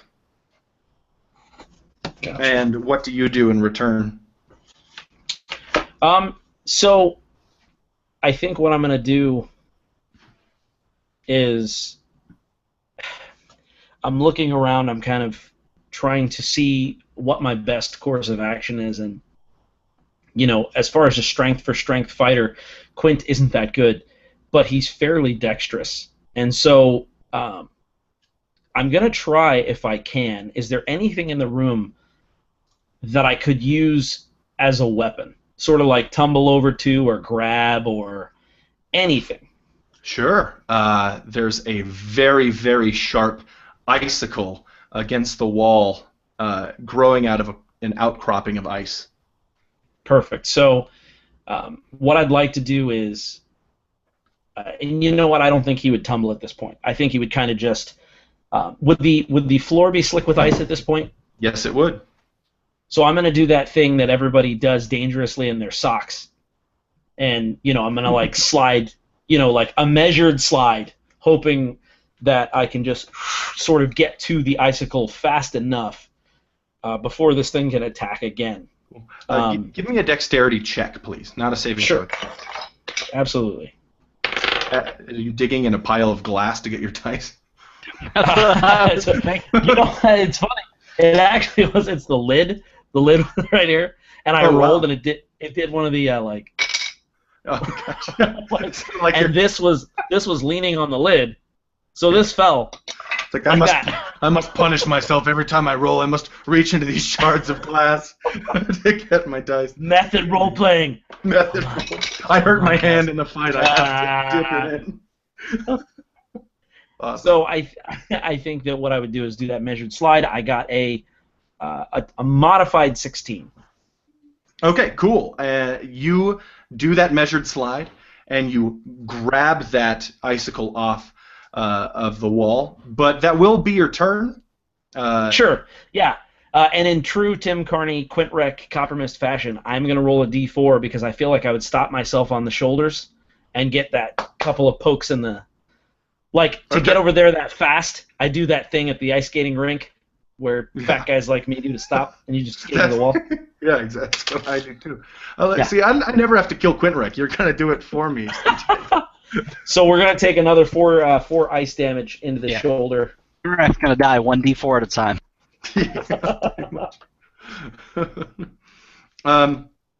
Excellent. So you grab the icicle. Beautiful. The magic just maneuvers itself back into your statue as water elemental magic just begins swirling around it. Actually, you know what? I think I made a mistake. I'm sorry. That was your statue, so it shouldn't have been able to attack you, correct? Because yeah, it was. So what damage? It was my statue, but it hasn't been attacking me the whole time.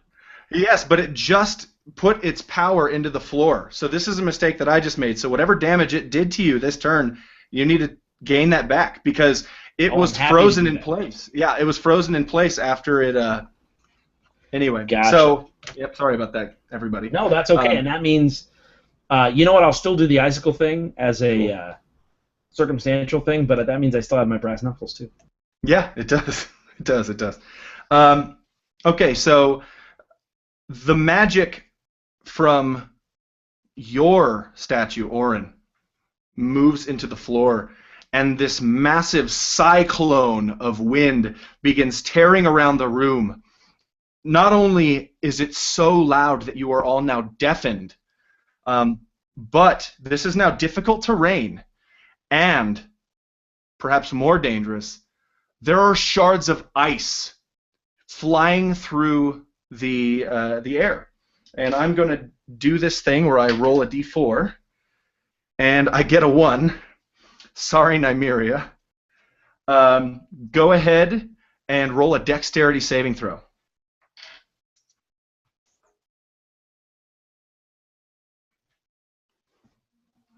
A 13. Okay, 13. You get hit with these icicles that are just sharp as hell. So that's going to be a total of 7 points of damage, and you can describe to me what that looks like. That is awful. Okay. Nymeria, upon finally landing an attack, she has like this cocky little grin on her face, thinking that she's got it now. You know, she could totally do it. Totally unaware that she also got Orin and Gaharl. So she starts kind of sliding on the ice, trying to maneuver as best she can with her scimitar now in hand since her staff is on the ground. And she's suddenly hit by this bluster of wind, and she can hear the icicles cracking and snapping off of the walls. And she lets out a scream of pain as one of the icicles severely gashes her left bicep, pretty much, and she immediately stops her attack, looking down to just kind of grab it as blood pools into her fingers and drips. Wow, really cool description. The icicles also slam against Orin's statue, but they just shatter against it. No damage done. But, Orin, your statue is still. It is affixed to the floor. What do you want to do? So, I was sliding backwards on the ice, firing off this witch bolt, and having the witch bolt just sort of blast through my statue. And maybe even like a piece of it fall, and maybe its arm kind of crumbles and falls off as I sort of slice through it with this magical energy. But then this thunder wave goes off, and I sort of get tossed around like a dinosaur lasagna, man. I'm sliding backwards on the ice, and then poof, the sound wave goes off, and I go sort of spinning, barrel rolling through the air, slam against the wall, and slide to the ground. And as the cyclone goes off and the ice shards are sort of flying through the air, Orin sort of, his witch bolt has fizzled out. He drops his wand on the ground, and he goes full on just feral Fay Wild mode. He gets this strange, that same strange purple aura that he gets sometimes, and his eyes sort of black over, and he, on all fours, clambering forward like an animal, just charges towards his statue and lunges at it with a dagger in his hand. Excellent. You were big. So, 20 to hit. Wow, yes. Not a natural 20. And that's 6 damage with the dagger. Describe to me how a dagger can end a statue's life. So, Orin sort of grabs on, he lunges out at this thing, grabs onto the back of it, and he's got his dagger in his hand, sort of reverse grip. And he's sort of just where the witch bolt had blasted through this thing, he just starts stabbing with the dagger, chipping pieces away, like kicking with his legs, just sort of pummeling this thing, and it just sort of starts crumbling around him, and he sort of disappears in a cloud of dust as he just starts pulverizing the statue. Excellent. And actually, it begins to disintegrate more unnaturally after a little bit, and disintegrates under this pristine breastplate. The next up, Nymeria. This statue is going to attempt to thorn whip you once again after the initial miss, and it does so. It does, and it's just a small raking of thorns upon your cheek, perhaps, as you only take 1 point of damage. And then this statue begins kind of backing away in almost a defensive position. What do you do? Let's see. Nymeria, amongst the whirlwind around them, let's see. She tries to lunge forward, kind of having collected herself again, and at least, with one arm. She could use both. So she collects herself again. She's coming after it now, just full on trying to attack it with her father's scimitar. Cool. And just wants to straight up attack it. Awesome. Do it. Critical failure. Wow. Yeah. Um, Not my night. some of the ice is still existent where you are, and you end up falling prone as the statue just kind of holds up an arm and blocks the shot. A small notch appears in the statue's arm where you hit it with the scimitar, but not enough to do damage, and you fall backwards prone, and you hear the sound of metal against ice and polished stone as the scimitar slides away from you. Gaharl, I want you to roll a dexterity saving throw as these icicles, the last remnants of the ice, is flying towards you, and your statue will do the same. Okay. After an 11, you're going to take 5 points of damage. Tell me what that looks like. Your statue's actually going to do the exact same thing.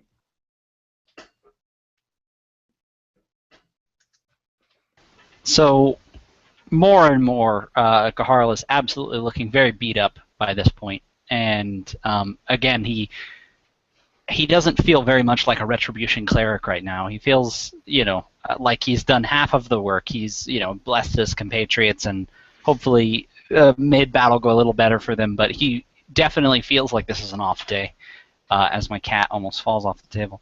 And so, as these ice shards come around, it's one thing after another, the thunder wave and being hit by the statue and the ice shards coming, they just blast into his face, just aside, and they cut it all up, and a few stick there, and his warm skin sort of melts them, so a mixture of water and blood is kind of just rolling down his face as he, these icicles just smash into him, and he's definitely feeling pretty beat up, but he's very ready to inflict some pain. Awesome. And perhaps he will be able to do so, but for now this orange glow appears on where the mouth would be of this statue, and this large breath of flame just comes pouring out of the statue's face, just covering you.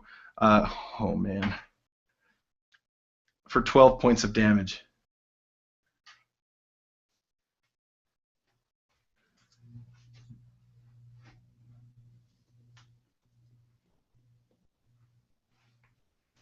And with that, after being, again, one thing, it almost very simultaneously, so thunder wave and then, slipping and missing, and the icicles hitting him, and then the fire, and he's, at this point, he almost falls to one knee, he's leaning on his axe, and just, any cloth that he was wearing is absolutely singed and burning. There's very little but chainmail left, and any metal he was wearing is becoming, you can tell from, where you are that it's very hot, and he's just kind of down, like I said, leaning on his axe a little bit, and he looks over to his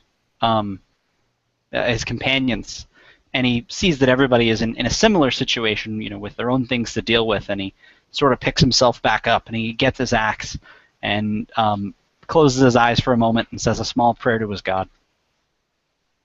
Excellent.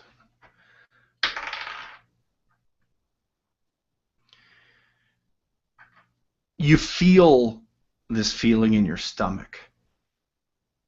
that's just like almost that feeling like that you would get when you're jumping 15 feet into a pool and you look up at this menacing statue that just did unto you what you've done unto so many people. And perhaps it's time to embrace the future and face yourself. What do you do? There is no puzzle there. I was looking for something cool to say. Go ahead. So it's just my turn on initiative. I was thinking, oh no, Yeah, we're I'm gonna like- die because we haven't figured out that Yeah, I know. passive. Like, son of a... So you're just... so it's just my turn on initiative. Yeah, order, it's just is your what you're turn. saying. Okay, gotcha. I said that and I saw you thinking. I was like, oh no. Oh, that's was not what I like- meant. My bad. I thought, oh, I see. No, that's the worst part. Is I thought, oh, okay, I see what he's saying, and I was about to embrace the future. We'll say. I'll embrace the future. Just as a yes or no, are you keeping track of my hit points? I'm keeping track of your statue's hit points. Okay, just making sure. All right. I was just curious. Oh, you're not? Oh, nope, it's got full. Okay. Yeah, no. I This took is- like 3 from the. No. Yeah, this is no, going to be I a just- 4-hour TPK. So. Yeah, I was. All right. So, Awesome. Gaharl realizing that it's just absolutely fruitless to attack. You know, seeing Orin, this creature, will say that Gaharl is, you know, laughed at on occasion while he, you know, shoots his witch bolt and then seems to employ magics much larger than himself. Sees him, you know, just rage fairly and jump onto this thing and more or less do what Gaharl himself absolutely couldn't do. You know, this thing is bested him at every turn. And he's going to realize that maybe that focusing on the statue is not the best idea, and instead he is going to cast another spell. He is Awesome. going to find the name of the spell, because that's not the one he thought it was. He's going to cast Prayer of Healing. Cool. So this is up to 6 creatures of my choice that I can see within range regain hit points equal to 2d8 plus my spellcasting modifier, which is 5. So you know, as he gets hit by this fire and he's leaning and he says a prayer to Tritherion, you know, under his breath. But like you said, it's, you know, whirling wind in this room makes everything silent. You can't really hear anything, but everybody feels, you know, on top of this sort of feeling of blessing that they already feel, you know, just a little bit higher than all the danger than is in the room. They feel themselves, you know, rejuvenated with 2d8 plus 5 each, including myself. Cool. Do it big, guys. Do it big. So everybody gets 2d8 plus 5. Awesome. Back. Go ahead and roll that, everybody separately, and add it to your character sheets. Quint Rec.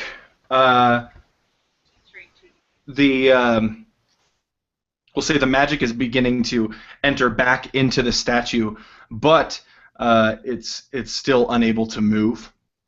You see Gaharl perhaps praying. You feel better yourself. You see a cat behind us, the 5th statue, just hissing and looking surprised with massive pupils and an arched back. And what do you do?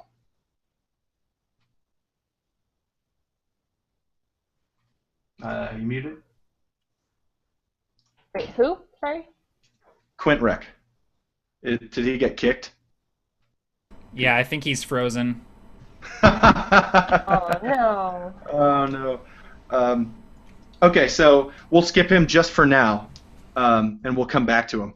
But the magic moves into your statue, Nymeria, and from your statue, the magic goes just into the floor, and then you hear a crumbling sound as vines and thickets begin bursting through the floor. And everybody do me a favor and roll a dexterity saving throw or a strength saving throw. It's your choice for to see if you do not get grappled and pinned down by these things. You have disadvantage, Nymeria, because you're prone. Yeah, I feel like I would just be stuck there. Yeah. Oh, I got a nat 20. I know, I gotta do it again. And a 7. Okay. That sucks so bad! You're nat 20. Okay, so it's a 7 on that one, so Okay. I'm just kind of stuck. Yep, the thickets and vines just are holding you down. I would like to use an inspiration. Go ahead. There we go. Okay.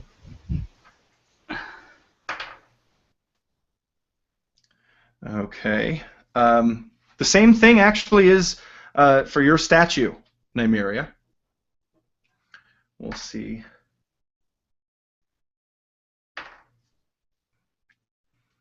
And your statue, Gaharl.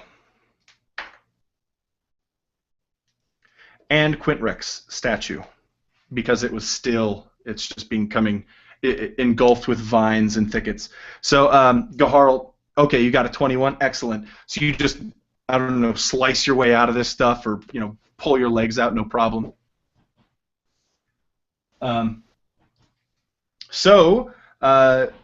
Orin, you're being grappled by these vines, which is going to inhibit your ability to move for this turn. You can use your turn to attempt to get out, or you can do something else. Yeah, I imagine, I'm sort of, the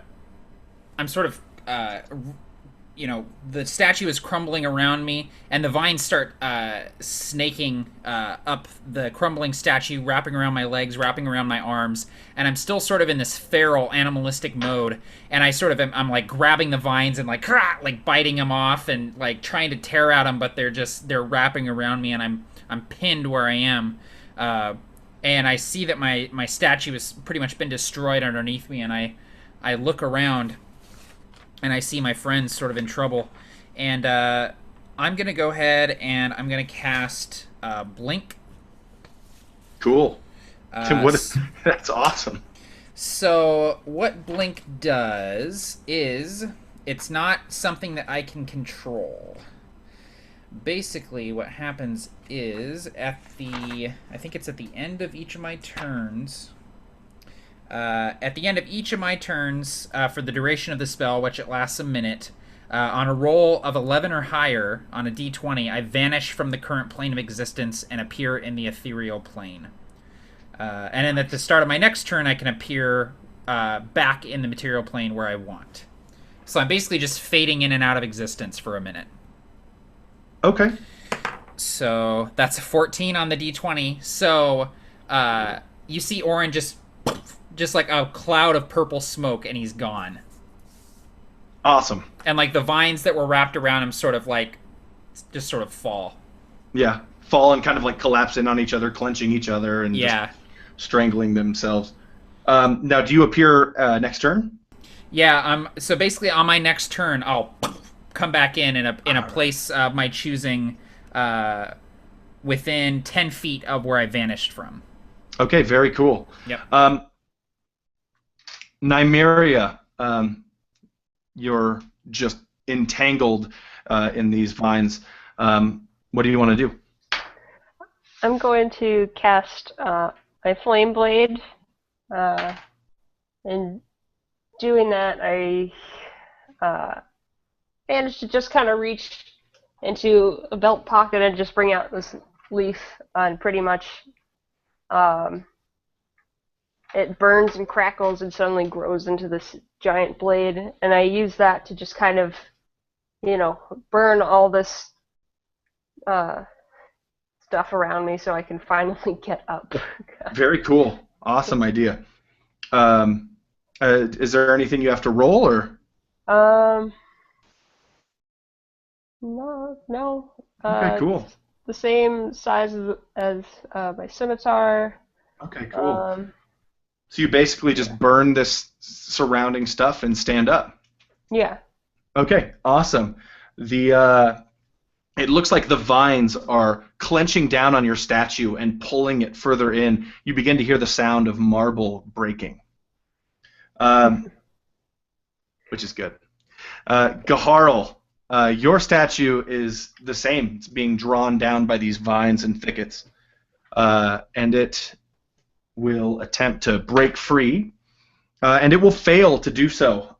It's like it's trying to hack itself out, but the more it hacks out, the more Hydra-esque tentacles of Earth just grasp around it. So what do you do? So, seeing that, Gaharl feels that he might have a slightly better chance at actually hitting this thing. And so having more or less shrugged these things off himself, he is going to sort of, he would maybe take a step toward it, and upon seeing it kind of look at it, almost with respect, how it bested him so much more than he originally thought. Definitely was a lot more of a foe than he expected, and he's going to bring his axe down on it. Okay, with advantage.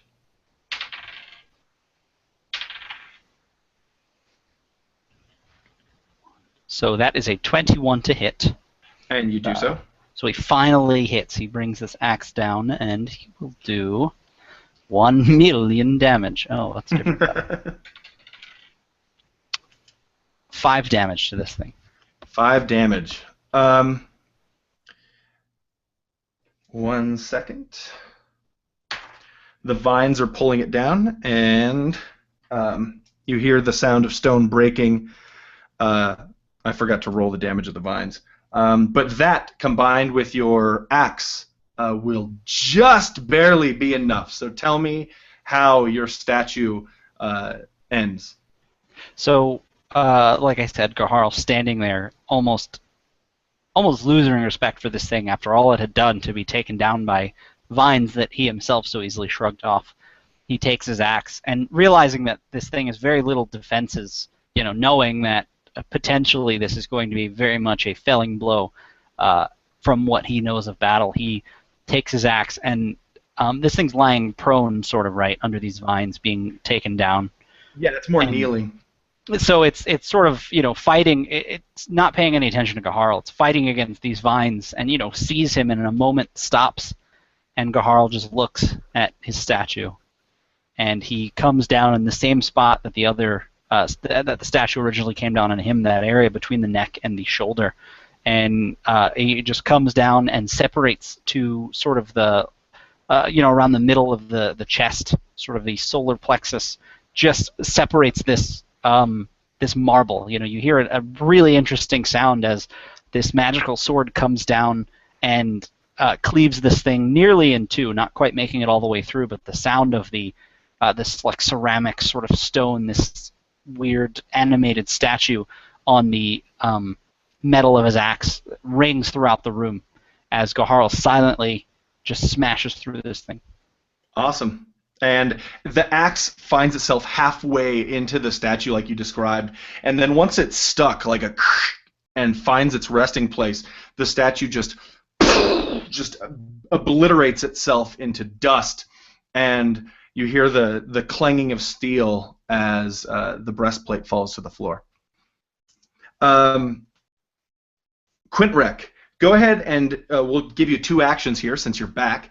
Go ahead and give me your first action that you did, or we'll just give you 2 attacks against your statue or something. Totally.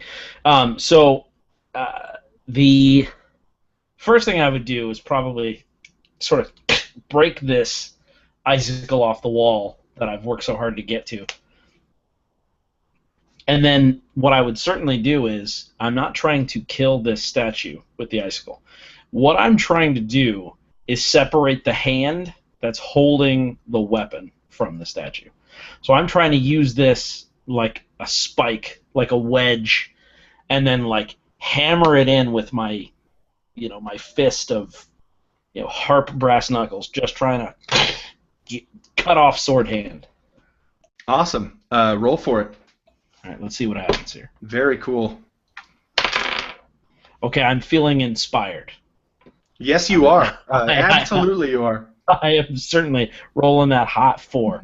You have Back in Black stuck in your head. I mean, it's just like you are ready for a fight. Gaharl Gaharl is still concentrating, so you add a d4 to your attack roll. Oh, that's awesome. I hit the sign! No, one does not simply mention AC/DC without someone singing. I know, I'm over here, I'm muted, but I'm like, ba-na, ba-na, ba-na, ba-na, ba-na, ba-na, ba-na. Some of the cleanest, crunchiest riffing that exists. But, dude, try to play that, then not sound like a 16-year-old in Guitar Center. Like, he's just like, just these tasty hammer pull-offs. Anyway, so, with Gaharl's Bless, it is just a flat even 10, and that's the inspired roll. Okay, yeah, that doesn't hit. But go ahead and take your second attack action, because now we're on your turn. Sweet. Just swinging Okay. twice. Yeah, I'm like, and the tip of the icicle just breaks off like, you dummy. The second attack, though, is much better. With Gaharl's Blessing, it's a 21. Excellent. All right, roll damage. Sweet.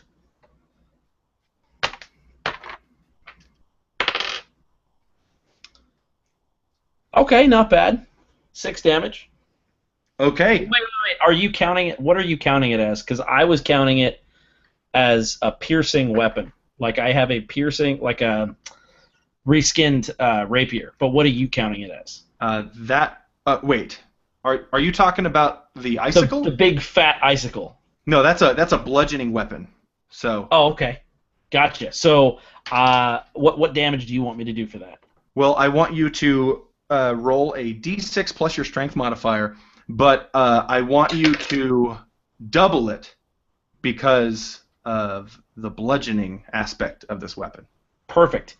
So I rolled a 5. I have no additional strength bonuses. So I am like, Awesome. So that would be 10 total.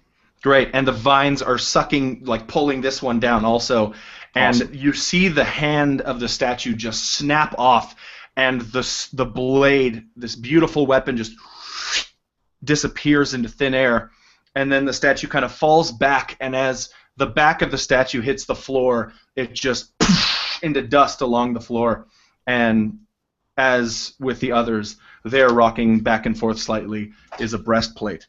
There's one more statue in this room, and it is just now getting its earth power back from the floor.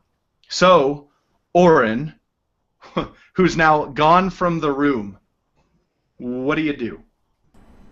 So, in the ethereal plane, which is just like the space between space, it's like I'm still here. I still see what's going on, but it's almost like I stepped on the other side of, a bunch of atoms or something. Like I'm just sort of viewing it in the Twilight realm when Frodo puts on the ring, just, and I can kind of see these vague shapes just sort of fighting, locked in combat, and I'm sort of looking about where I want to appear. Okay, so there's one statue left, right? Yes. Okay, and Nymeria is standing in front of it. I sort of... Well, is that 10 feet away from where I disappeared, or is it farther than that? No, you're actually nearest to that statue. Oh, okay. You'd be nearest. So yeah, you're good. So, just in the middle of the battle, just a puff of purple smoke, and Orin is back in existence, standing there. And all I want to do is I want to use the aid action on Nymeria. So what I'd like to do is just sort of like clamber on the statue and hook my arms like almost like a full Nelson on this thing, putting my arms into its neck and sort of leaning it forward, and just sort of like looking at Nymeria like, finish it. Not saying that, obviously, but I just have that look on my face. Awesome. But I just realized that it's probably not going to work because I'm about to disappear from existence again. We'll see. I have to roll a d20 and see if I disappear. I don't! I rolled a 5! Yes! Awesome! I stay! So I brace myself and I close my eyes, fully expecting myself to poof out of here, but then I stay and I kind of have this look on my face like, oh, okay, and I continue holding the statue, basically giving Nymeria advantage on her next attack. Awesome. Good. And speak of the tiefling, Nymeria, you're up. So finally up, got my trusty flame blade, feeling good after that spell, and seeing Orin just holding this thing, this stupid statue. She literally just comes up to it and just tries to slice it pretty much just in half with her flame blade. Awesome.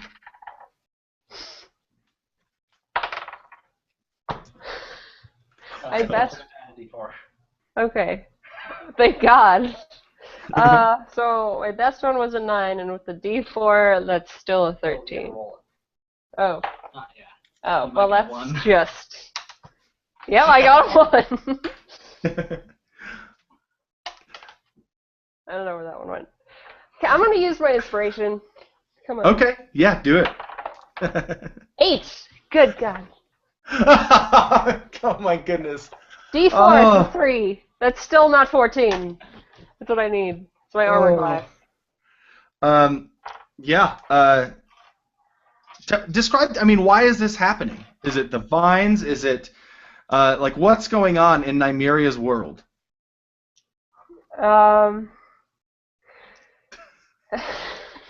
She's holding all these damn books. Drop the books before you fight.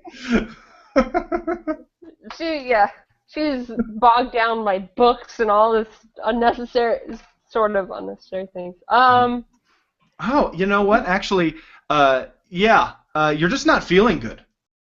You're just not feeling very good. We'll say that. I apologize. Yoharl, what do you do, man? My man. Help me. So Gaharl will turn on. So there's one left. Orin is on it currently, right? Yes. Orin is hanging on to this thing. Yes, I I am. wanted to shoot fire at it, but everybody's like, no, let's hang out by this statue. He wants to blow up. I'm like, okay, all right, too bad. So yeah, we are gonna have to do a good old. How far would you say I'm away? If I run at least 10 feet, I get an attack bonus because I charge that mofo. Was this the one that was furthest from me? Yeah. All right, so yeah, I'm gonna basically after destroying this one and seeing Orin jump on it and Nymeria, just struggling and knowing myself that I struggled very similarly until the vines finally got this one. I will charge this last one and just bring my axe into a part that is not Orin's arms or fingers. You have advantage. Okay, I don't need it. I got a 20, and that is also +5, +6, so 31 to hit. Natural 20, by the way. Yeah, I believe you. Go ahead and roll damage. Go ahead and roll damage. Yeah, roll your damage and then roll your d10 again. Awesome. Okay, so 15. Orin, you find yourself covered in powder as the statue just explodes from underneath your arms. It actually kind of hurts, almost like you're, like if you were holding a big Pilates ball close to your chest while someone stabs it. Like, ow! Like that would hurt a little bit. And I imagine Gaharl finally gaining his confidence back, charges this thing, rushing past Nymeria, who I can tell is just, not doing so well, having been, hit by the same icicles and stuff, and I smash into this thing. And like you said, he's probably 3 or 4 feet in the air hanging onto this thing, and it explodes, and he just kind of falls down with powder all over him and the vines and ridiculous stuff, and Gaharl can't help but just laugh. It's still bloodied and just singed everywhere, and he just lets out a ridiculous laugh. Awesome. And along with that laugh reverberating through the room, you all hear 4 synchronized clicks as the breastplates open. So which was once something that was just a whole piece of metal is now something that can be hinged. You Nymeria, take 12 points of damage. Okay. You feel just a curdling inside of your stomach. For some reason, you just don't feel very good. I don't feel good, and just seeing everyone else like having helped and trying to. Matt posted diarrhea damage. Yep. Just having like, I don't know what hit me coming into here, but basically seeing everyone else having to take care of the problem for me has just really put a damper on her self-confidence, especially when it comes to fighting, because usually she's, at least competent. And she looks to her arm, the wound is opened up again, and she just kind of stares blankly at the breastplate, just, blank. Right. The Quintrek, you begin hearing music in the room again. And they're coming from these breastplates, and you actually see this faint light coming from the skylight, which is something you haven't seen in a little bit. It looks like the sun. Wow. A smile would cross over Quintrek's face, and I think he would notice all that's going on and everything that's happening, looking around him. But I think especially he would notice Nymeria if she's noticeably like got terrible, like this wrenching, stomach thing. That's a little different than I think what we're used to. We're used to blood and cuts and bruises and scrapes, so I think he would kind of notice that. But would I hear music from the breastplates? Would I hear the sound of them? Would I, what would they sound like? Like ringing of single notes, probably perfect fifths apart, that are just like harmonics. Do the vines, or rather all of the environmental effects, do they dissipate or do they stay?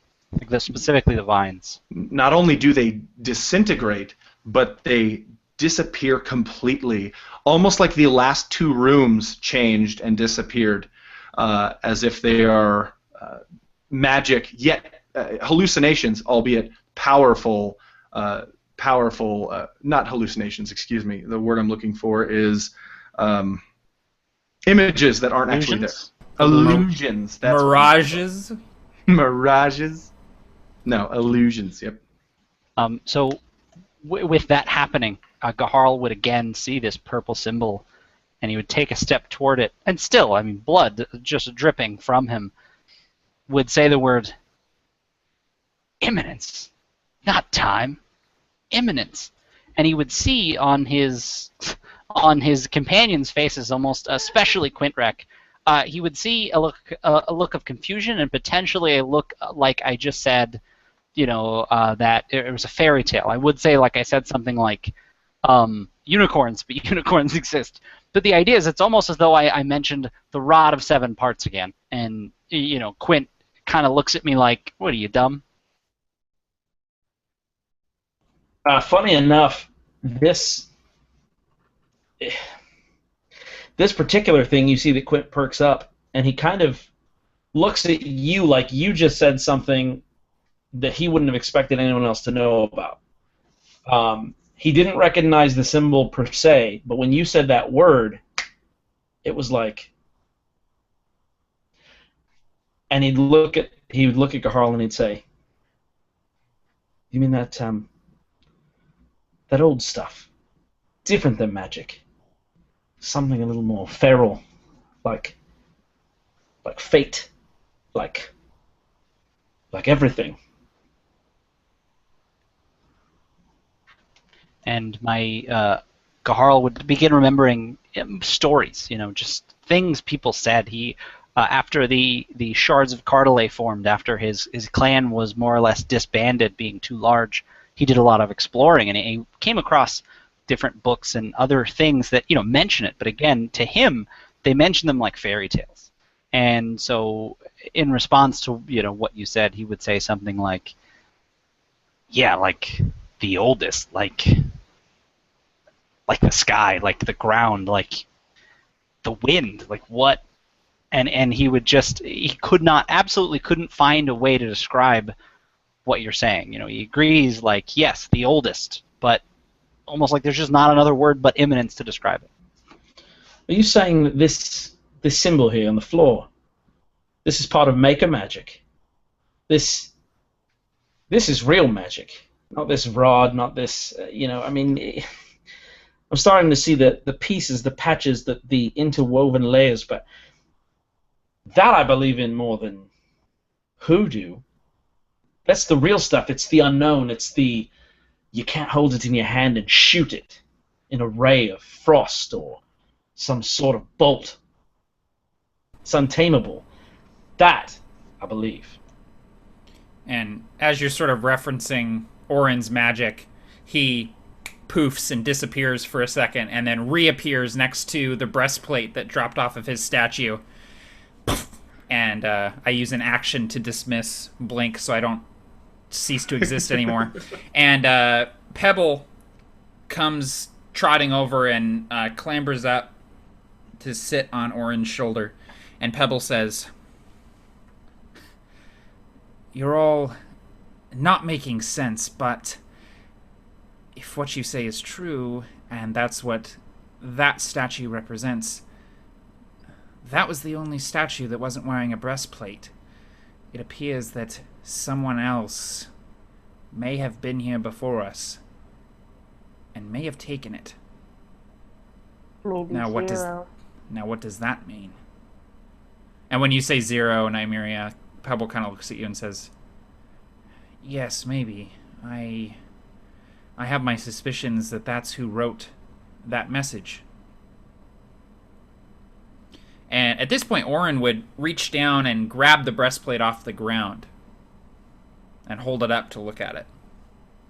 It looks like opalescent, like pearl, but it's almost like the surface of it is moving like oil and in water. But you see what look to be clouds blowing around the surface of the breastplate that was on your statue. Is it heavy? No, it is extremely light, but extremely hard. Yeah, so I pick it up and I'm expecting it to be incredibly heavy, but as I pick it up and it's almost lighter than air, I sort of have this shocked look on my face, and I'm turning it in the light, looking at the different patterns, and I knock on it with my fist, testing the hardness of it. And then I look at my companions, and Pebble says, "Well, we should probably take these with us, don't you think?" And with that, Gaharl would, go and begin examining his, realizing that Orin didn't explode or disappear, or it didn't otherwise, like jump on him and kill him. He was definitely, he saw, he was in a very bad spot at a point in this fight. So, realizing potentially that he may not be destroyed by this thing, he would go and do the same and pick it up and probably even like kind of try it on, like just hold it up to him and kind of hit it, like wondering and feeling very out of place with something so beautiful on him. And you would see flames, would look to be beautiful flames just sliding across the breastplate. Nymeria would walk up to her, still kind of solemn, and just take a moment to listen to kind of a deep-ish note. I think she would just try to put it on. Nymeria, you put it on. Awesome. So when you put it on, this is what happens, and this is what everybody sees. The breastplate closes automatically and then shrinks itself to fit you, but not only to fit you, it seems like it's squeezing you, and if you kind of like look down at it, it is turning into like a beige color, and it's becoming your flesh. It is becoming your skin, and you feel this immense amount of sickness, just if only for a moment. Now you have another character sheet with you. I want you to describe to everybody two things. The first thing I'm going to have you describe is how this new Nymeria looks.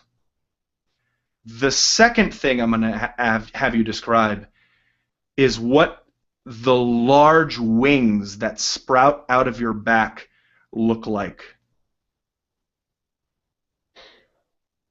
True to her heritage, her wings are like that of a bat's, with thin membranes that are deep red. Her cloak seems bigger, it's darker, it's thicker, it's tougher. And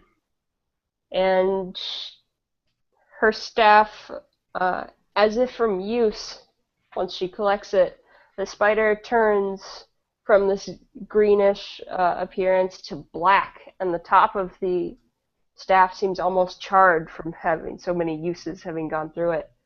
Her armor, can I change the armor a little bit? Sure. Just if you would leave the just part of the scimitar to me, and then I'll throw it back to you. Okay. The armor, as it closes over her, and it becomes like this second skin. It goes from beige to green and back, becoming almost mottled, as if leaves were changing from summer to fall. So you have splotches of this beige and browns and reds and yellows mixed in with this lush green. And her boots are tougher. Her pants now have just leather on the front of them, serving as at least a light armor, but still allowing plenty of mobility. And her horns seem a little bigger, thicker. And let's see, I think that's it. Okay, Yeah. Very cool. That's awesome. Your scimitar appears in your hand out of nothing. From nothing to the entire scimitar, extending, like growing bit by bit, but very quickly. So this is basically what's happening to you, on a mechanical basis. Nymeria, you are now a magical being. You're above and beyond those words. You are now infused with the magic of the world. Your weapon can be called upon as a free action at any point. You can fly in a very narrative way. If speed ever comes in as a factor, we'll get there. We'll cross that bridge when we get to it. But basically, you can narrate the flight as you wish.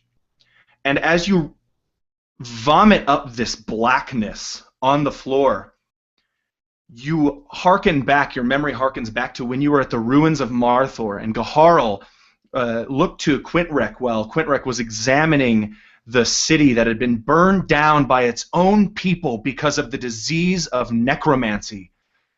And you remember Gaharl saying that they did this. And it only occurs to you now that the disease is still there and is still potent. As you throw up the disease and it just sits on the floor in front of you, you are now completely immune to all diseases. It's so cool. And you all see this new Nymeria in front of you. I feel like seeing that, because Gaharl was kind of examining it and considering it, but to him it seemed more ornate than armor. But Gaharl would, upon seeing again, just like Oren didn't explode, he would immediately put this breastplate on while sort of looking at his companions, and again, completely expecting to be consumed or destroyed by it.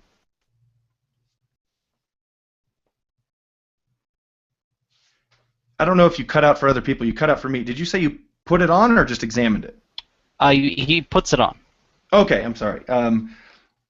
The exact same thing, except for it's tighter when you put it on because it's so small, and then it expands outward to fit you, and then this just agonizing pain as it breaks through your scales and becomes your scales. If only for an instant, the most agonizing pain you can imagine happening in a half a second. And then describe yourself. Describe your weapon. Describe your wings. So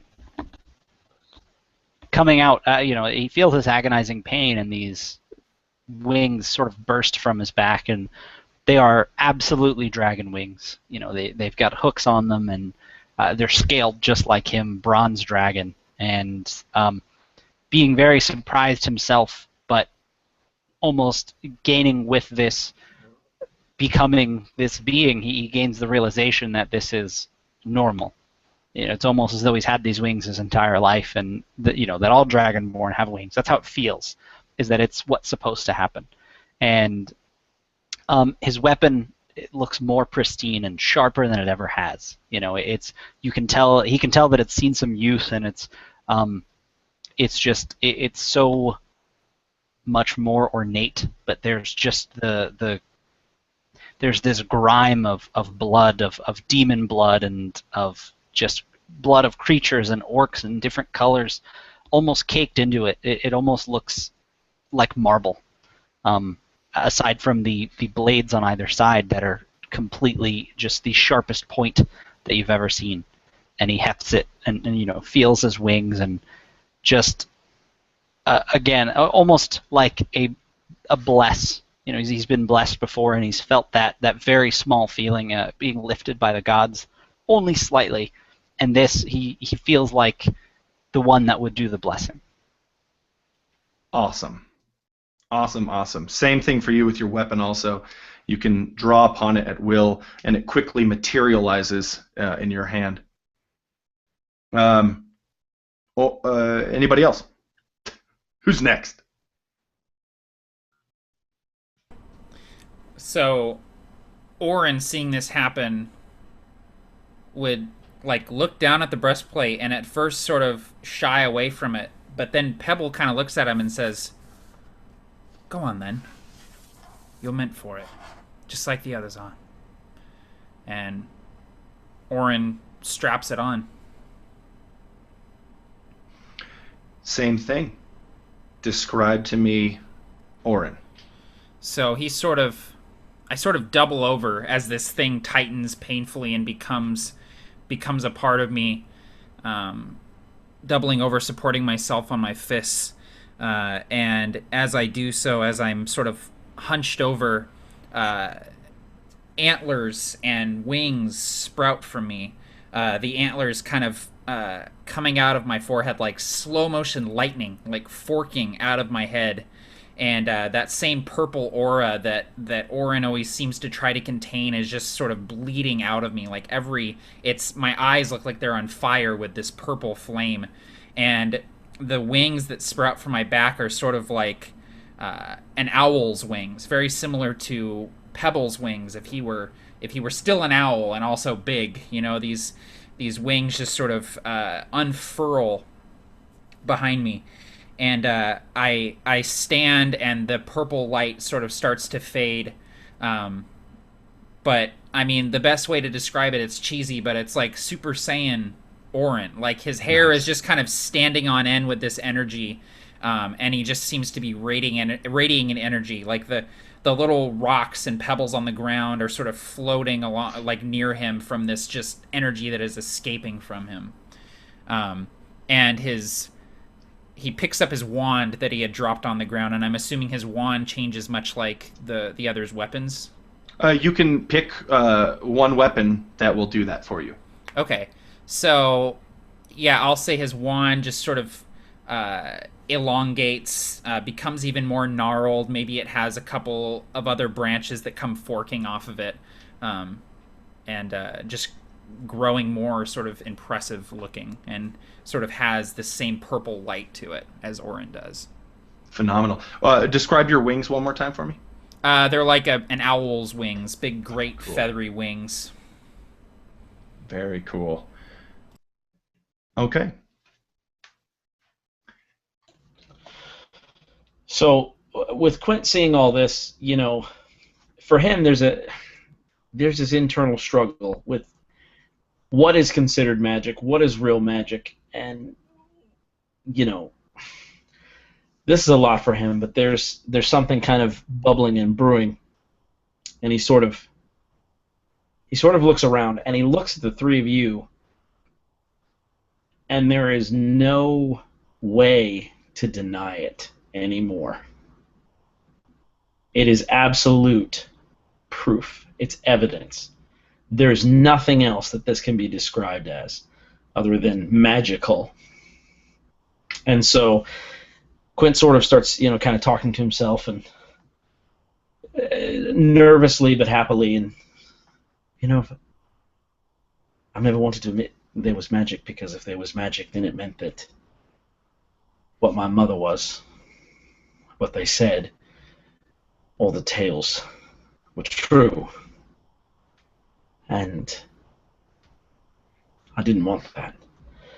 And so he takes what's left of whatever he can find, whether it's this icicle or whatever it is that he can find, and he stands over the breastplate, and I imagine that he sees his reflection in this breastplate, and his reflection is smiling Quint.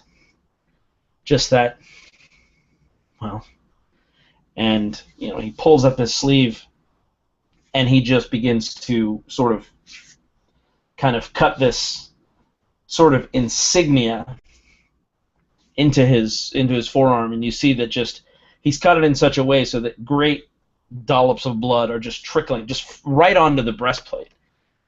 And you know, he begins to speak, and he begins to speak in an elvish dialect that seems more guttural and more vile. And as the blood spats onto the breastplate, he sort of drinks it all in, and he picks up this breastplate, this gorgeous thing that now has this blood on it, almost creating a pact with the thing, almost admitting its existence, almost accepting its power. And he clasps it onto his body and just kind of takes a deep breath. Right when you do, you see eyes. Eyes that are chalk white, embedded in the face of someone with the blackest, the most unnaturally drow of skin, if only for an instant. Describe to me, and then you see your mother for an instant as well. Now describe what the others see. So you see Quint's skin begin to take on a bruised tone, almost as though his entire body has been just beaten, although it looks fresh and vibrant. And you see his ears grow just slightly, and you see his eyes begin to turn reddish as his hair starts to turn a stark white and gets longer. And you see that Quint, in fact, was not a half-elf, but a half-drow. And you see that as this breastplate locks around him, the blood is almost the basis for the wings that sort of they almost splatter out like a crow that's been smashed with a hammer, and just these wings, these gnarled, almost bent wings just sort of snap out and start to, and they're these dark, rich feathers with very faint red tips, and each one of them has a small drowish symbol on them. These are just different drow musical notes. And the wings finally take two, and they just spread fully, almost as tarred together by this thick black blood. Very, very cool. That weapon appears in your hand, materializing. Every bit as amazing as you described, but this time the tune is a little more bearable. And you see a spot appear on the pedestal, a spot of gold that appears to be coming from the sun above, which obviously means the forest has parted.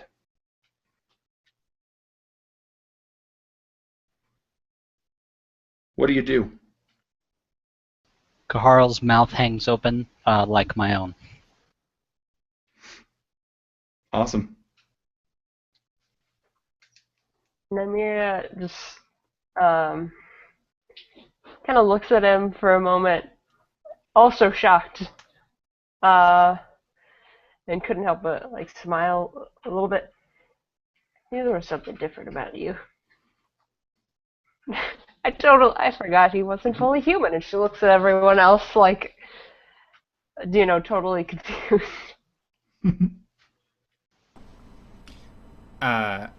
Orin looks at Quentrek and is kind of nodding, and Pebble's like, we always had suspicions about you, because I totally called it. He did, Matt. He almost. I think at one point you were like, "Hey, are you half drow?" And like outside, and I was like, I totally dodged it. I was like, "Oh, what's a drow?" And Orin is sort of standing there, and he looks back and he sees his wings, and then he kind of gives everyone else a look like, "What the hell?" Yeah, I feel like Gahar would sort of look at everybody, especially Quint, being the last one, and seeing him, and having been judged his whole life, nearly everywhere it goes that isn't rife with Dragonborn, understanding, and he says to Quint, "If that don't make you believe, I don't know what will." And so, are there any doors? Is there any way to leave this area? No, the only door was sealed up when you walked in. The only opening that you can see is the large skylight in the ceiling. Because I feel like I would look to the rest of everyone else. I don't think I'd say anything, but I'd look at everybody kind of like, is this, just very much like I'd like to imagine, of course I don't want to role play for you guys, but I'd like to imagine that we all come to the same realization at the same time. Yeah, can we all please do that thing where we look up and kind of just tense? Yeah, just like look up and look at each other's wings, look at our own. I think there would at least be one thing that Quint would say, as Gahar, mentioned that, if this doesn't make you believe, I don't know what will. And Quint, still being himself under all this, would just have to say, well, I'd rather think there isn't anyone's ass we can't kick now. And Gahara would just lose it, If anybody around, if we were in a group or around people, they would not understand the amount of belly laughter coming from this, angelic-looking being, this dragonborn with wings, and just this, like, immensely higher power creature laughing like there's just nothing else in the world.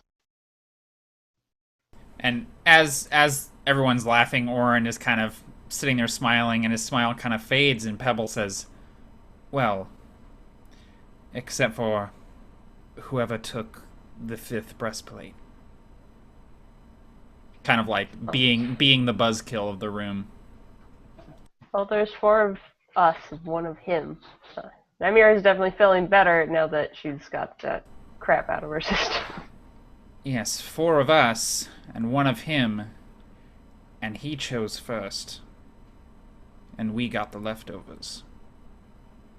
Would you really call this a matter of choice? I mean, Well, maybe not our choice, but something made a decision. I think he's got a good point. And if it is imminence magic, it's something not to be trifled with. I can only imagine what that fellow turned into. Or lady. Well, or late. That's right. we are going to require a tutorial on imminence magic. Neither Oren nor I are familiar with that word. Could I check my my bookshelf and see if maybe there's some information on imminence? Sure. Your bookshelf. Yes. Let's see. Well, let's leave this to the fates. No, you do not find any sort of thing, but you do see the symbol, which I will attempt to draw up one more time. No information on the imminence magic, but let's see if I can't zoom in here. Oops. Cannot control stuff. Oh, goodness. See that purple? Do you see that? Yep. Great. That you see that symbol almost sketched in there next to the four others on the back, like it's a on the inside back cover, like it's some sort of decorative thing. I'm unfortunate, or it is unfortunate to say that I can't find anything on imminence magic. Just the same symbol that's on the floor, but I mean, there's no information next to it, unfortunately. And I would, seeing her sort of take out these books and considering it, asking what she was doing. If she told me that she was looking for, something on imminence, I would say the best place to learn about imminence is children's stories. We'll visit a bookstore when we get back to town. A bookstore? We've got wings now. We could visit the Dragon's Grin or the Unshackled Isle. Don't think so small. Well, with that, we should probably get out of here, right? I mean, Pebble, perhaps you can give us a few tips on how to fly. Tips on how to fly. Yes. Beat your wings real hard, and if you can find a gust of wind, sit on it. Sit on it. Got it. Quint would laugh in character. So would Gahara. And Pebble sort of crawls into Oren's sort of satchel and has his head sticking out of it. And Oren looks at everyone and kind of inclines his head upwards like, shall we? Amira nods and she opens her wings and tries to flap, and they're not in rhythm, so she kind of like bumps into the Gaharl and then does start making her way towards the top. Awesome. Well, actually, and you know what? After a little practice, it occurs to you that these wings are more for direction guidance than anything. And if with one like swoop you can get going really, really quickly, that the ability to fly is within you, and it feels while you're flying more like moving, instead of moving through the air, moving the world instead of you. Like you're still in the world, you're just pulling it closer to you.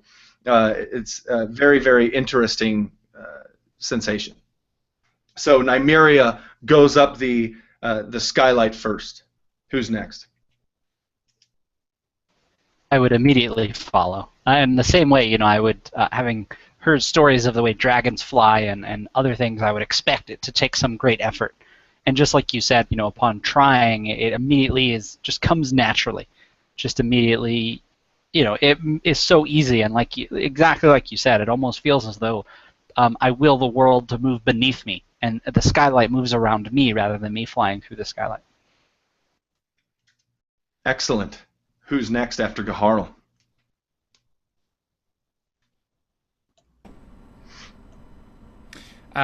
So I think that Orin would follow, and he takes a more sort of almost animalistic approach to taking off. He sort of gets down on all fours and runs, sort of taking off as he clambers up the altar and jumps off of it. And his wings are they're smaller than everyone else's, and they're almost sort of almost like flying squirrel's wings, kind of, but still feathery. Like they kind of extend from his wrist down to his side when he unfurls them. So he just kind of kicks off and just kind of slipstreams up the tunnel. Awesome. Quintrek. I feel like he would just take one quick look around. Just kind of really... Just looking around and kind of... Huh. And then... Would just kind of shoot up with the rest of them, sort of wings to his side, and after seeing the others, just kind of hands to his side, doing the... the Matrix. That... Neo up the well there. Awesome. There's a yellow light in the distance, very faint, getting larger and larger. The world is becoming a dangerous place, filled with all the flaws that humanity and the elf kind and all the races of the world could muster. Wars are beginning, famine spreading. For a moment you see a Khan. She is riding on a large horse. She is a dwarf, and she is surrounded by marching dwarves bearing battle axes as smoke rises from the forest as they're cutting their way through it. You see the light kind of explode around you as you emerge from the skylight, and a herd of stags with bioluminescent antlers just run afraid. You see Kanbaris for a moment whistling a tune while walking through Maricor, and he takes his very expensive-looking cane and he taps it on this sign outside this building in Maricor that says Adventurers Guild. And he laughs and shakes his coin purse. And greed. You see a human in what you can perceive as the city that you've heard to be called Talonfall,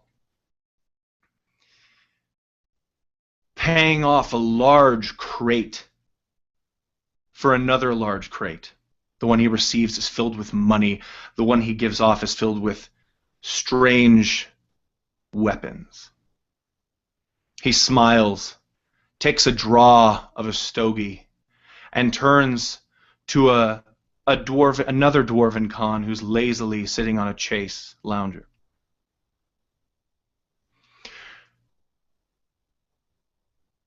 You see airships, fleet of airships flying over the mountains, while within the mountains blood is being shed between dwarves and elves, while the elves shout, "Remember Lady Erin! For Lady Erin!" But there is a glimmer of light. As you emerge through the trees, through the canopy of the forest, to see a sunset. Red upon the underwood, turning the entire forest to crimson. Deeper crimson than it was before.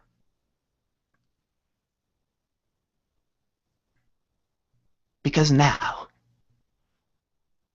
every star in the night sky for just one moment during this sunset would shine its light towards Enkea, towards Salin, towards this place and its new guardians, its new protectors, the winds of Salin. And that's where we're going to stop.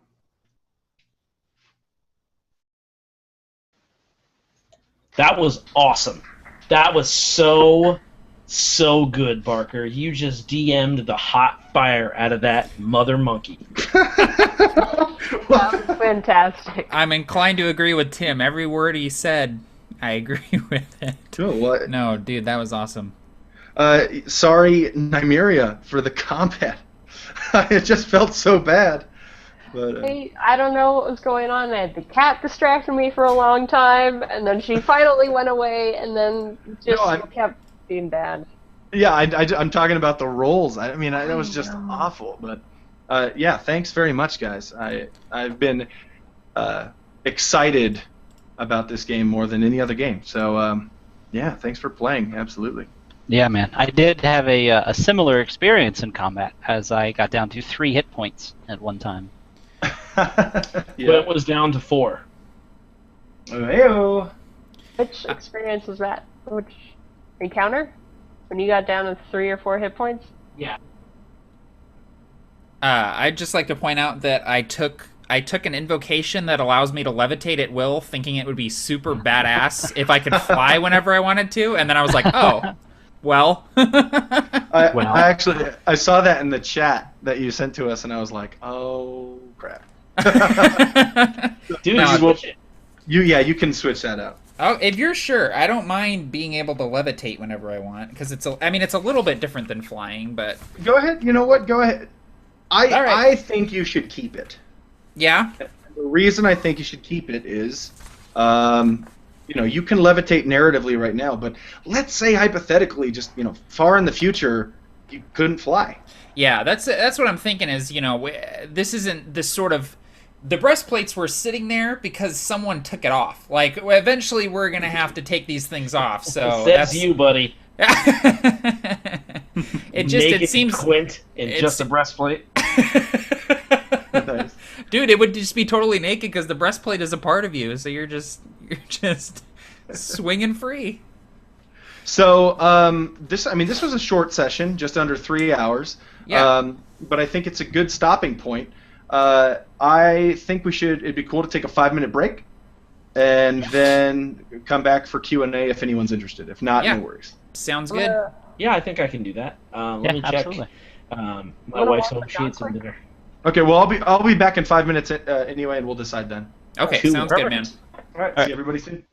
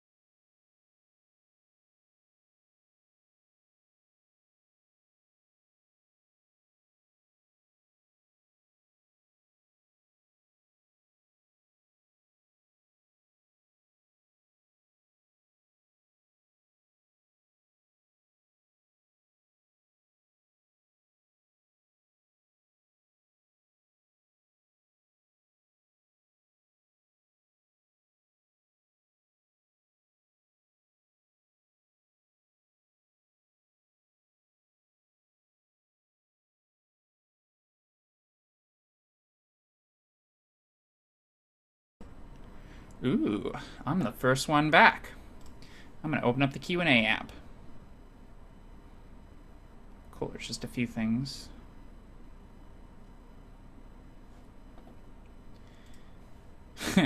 Mini Terrain Domain said, mad props to Matt and everyone else for avoiding the obvious phallic jokes as Orin described how his wand elongated and became even more impressive. Dude, as I was describing it, I was like, oh my gosh.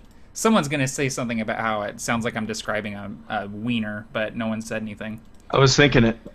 I know, everyone was thinking it. Aaron Bryant left a comment and said, hey guys, congrats on Absolute Tabletop. Thank you so much. Appreciate it. Yeah, the Winds of Sir Salin game is now the Absolute Tabletop game also. Yeah, it is, pretty much. Speaking of, I gotta make a change. Barker, don't change anything. I won't change anything. I'll never change. I'll never let go, Jack. I actually just watched that movie. It was on TV last night. Oh, really? Yeah. I haven't watched Titanic in a long time. I don't know if it would hold up for me. I mean, I really liked it when I was younger Yeah, yeah. because it's actually pretty good. I like the soundtrack quite a bit. Yeah, you're a big Celine fan. Yeah, I love Celine Dion, man. No. You see the you've seen that Avengers trailer with My Heart Will Go On? Yeah. I mean, everybody's seen it now, but Yeah. all right, let's see what sort of questions we got. Anything good? Not Let's see. really. What? Come on, people. Let's see. Yeah, Q&A starts now. Come on, people now, smile on your brother.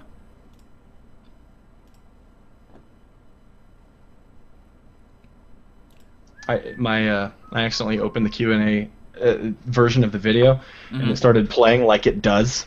And all I heard was you saying, "Yeah, I love Celine Dion, man." I was like, we just talked about that. Like, are you doing it again?" No, I'm still talking about Celine Dion. Oh, cool. Yeah. Tim perked up quite a bit at hearing about Celine Dion. Hey, man, I don't believe in guilty pleasures. So I believe in pleasures. I believe in pleasures. I just tell people what music I listen to, and they can zhuzh away. For quite some time, actually, I drove all night. It was on my iPod. Nice. What you drinking there, Tim? Oh, it's piss. Dude, you need to, if that's yours, you need to hydrate more, buddy. That's well, I'm doing the Man versus Wild. If you just keep drinking it, eventually your body just filters all that out. Yeah, I'm gonna piss yellow dust. No, as I suspected, my wife's asleep downstairs, and so I was like, "Oh, I'm gonna get a big old giant cup of apple juice because it's like my favorite juice." So, here's what's suspicious to me: my wife ate Buffalo Wild Wings for dinner. Do you guys have those around there? Yeah. So, tasty wing place, right? Now, here's the thing: I was expecting to go downstairs and gnaw on some of her little leftovers there. Yeah. It doesn't even smell like Buffalo Wild Wings down there. Uh-huh. She must have eaten the carton. There's no, like, I'm like, what did you? There's nothing. I was so sad. I didn't even. She have ate it on the car ride home. Maybe, because I was even expecting. Just look, I'm a fat guy, so I wanted even just the celery to dip it in the ranch. Nothing. It was nothing, and it smells like nothing down there. I'm so sad. I'm sorry, man. It smells like nothing. I think I'm gonna. I haven't eaten fast food in like a month and a couple weeks, which I'm very proud of. Yeah, man, but that's huge. I think I'm gonna break that fast tonight. I think. I'm feeling it. I'm feeling either some Taco Bell or a Munchie meal. What's a Munchie meal? I don't know what that is. Oh, Barker. Dude. Okay, so. Oh, Bark. a munchie meal, and Tim and James got to experience this firsthand, and Nate was with us too. A munchie meal is from Jack in the Box. You can only get them after 10 o'clock.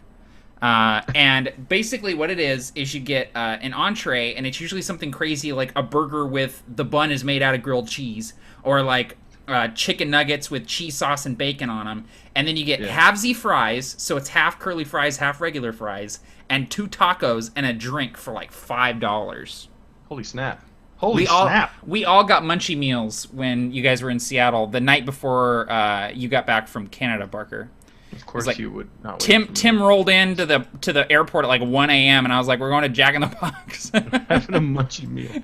That's actually what we're eating on the car in the It's a summer video when we're like, we're all eating munchie meals. Yeah, that was all munchie meals. Except for, I think Nate got a sourdough Jack, I think is what he got, which is another good thing from Jack in the Box. Traitor. That traitor. I felt bad for that guy, though, because we did that thing where there was like 5 of us in the car, and we were like, we need 5 separate orders, and he's just like, oh my god.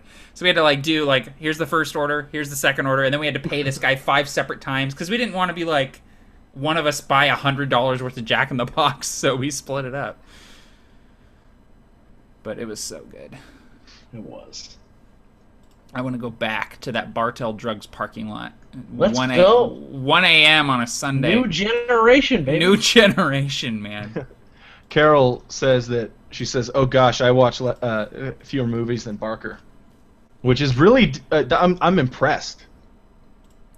Yeah, that takes. See, I don't know. I've said it a million times. I've watched a lot of movies, but I don't watch the movies that everybody else has watched.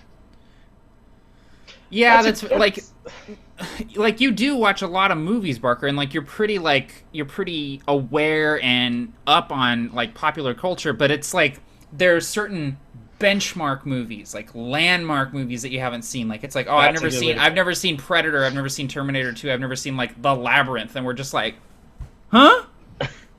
Exactly. The hell you say? Yeah, right? I know. I got no excuse. I know, but I've said this in Roll Up and Die.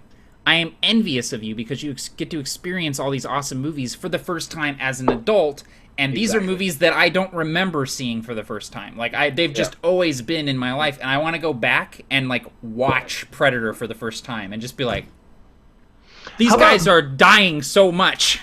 How about next time we're up to Washington, we'll watch that. We'll watch Predator. Okay, so next time you guys are up here, it's Predator.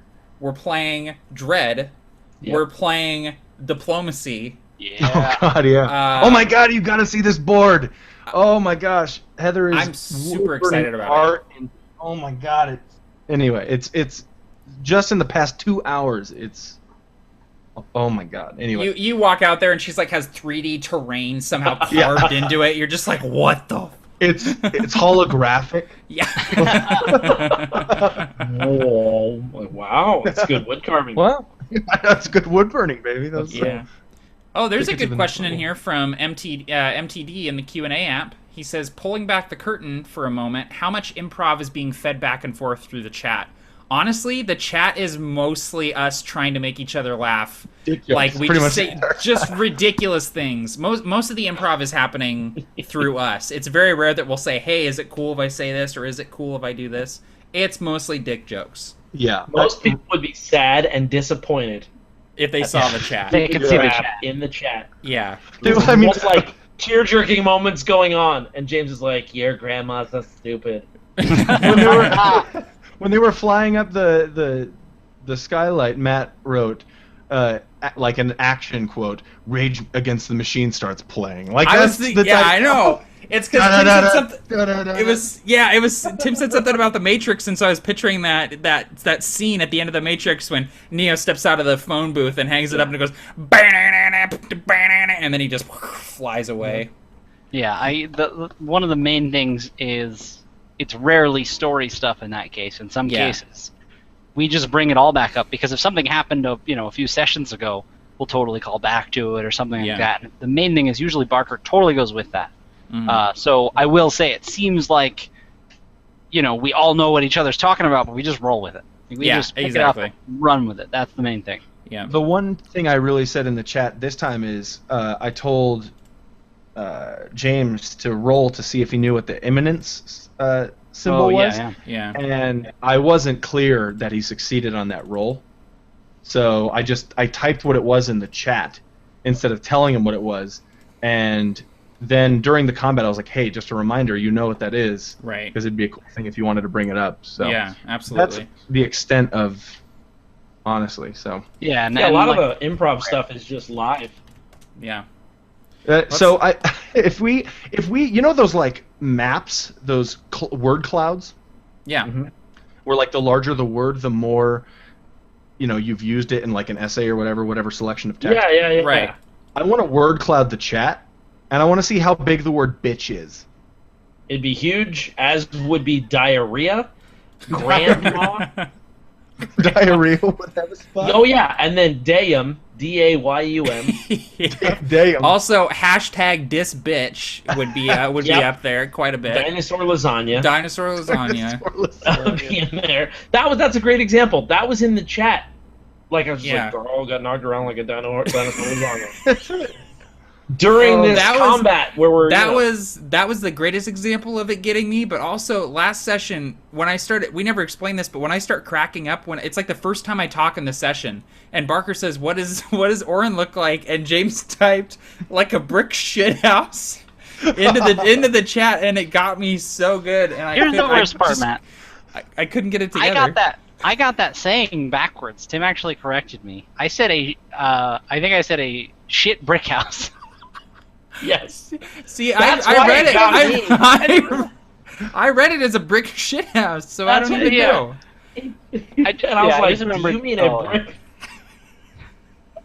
And then at one point you when you were shooting the wish bolt, I said don't cross the streams, and Yeah, Tim and yeah. I talked about our hit points. Just Yeah. stupid stuff. Yeah, there was like a 20-minute discussion about why James only had 40-something hit points or whatever. Yeah, I was Oh, and then like, the other thing that got me was in that same, it was like that same span of messages. I can't remember if it was Tim or James, but they said, does he look like a bitch? Like the quote from Pulp Fiction. Oh It was yeah. last game. Does he look like a bitch?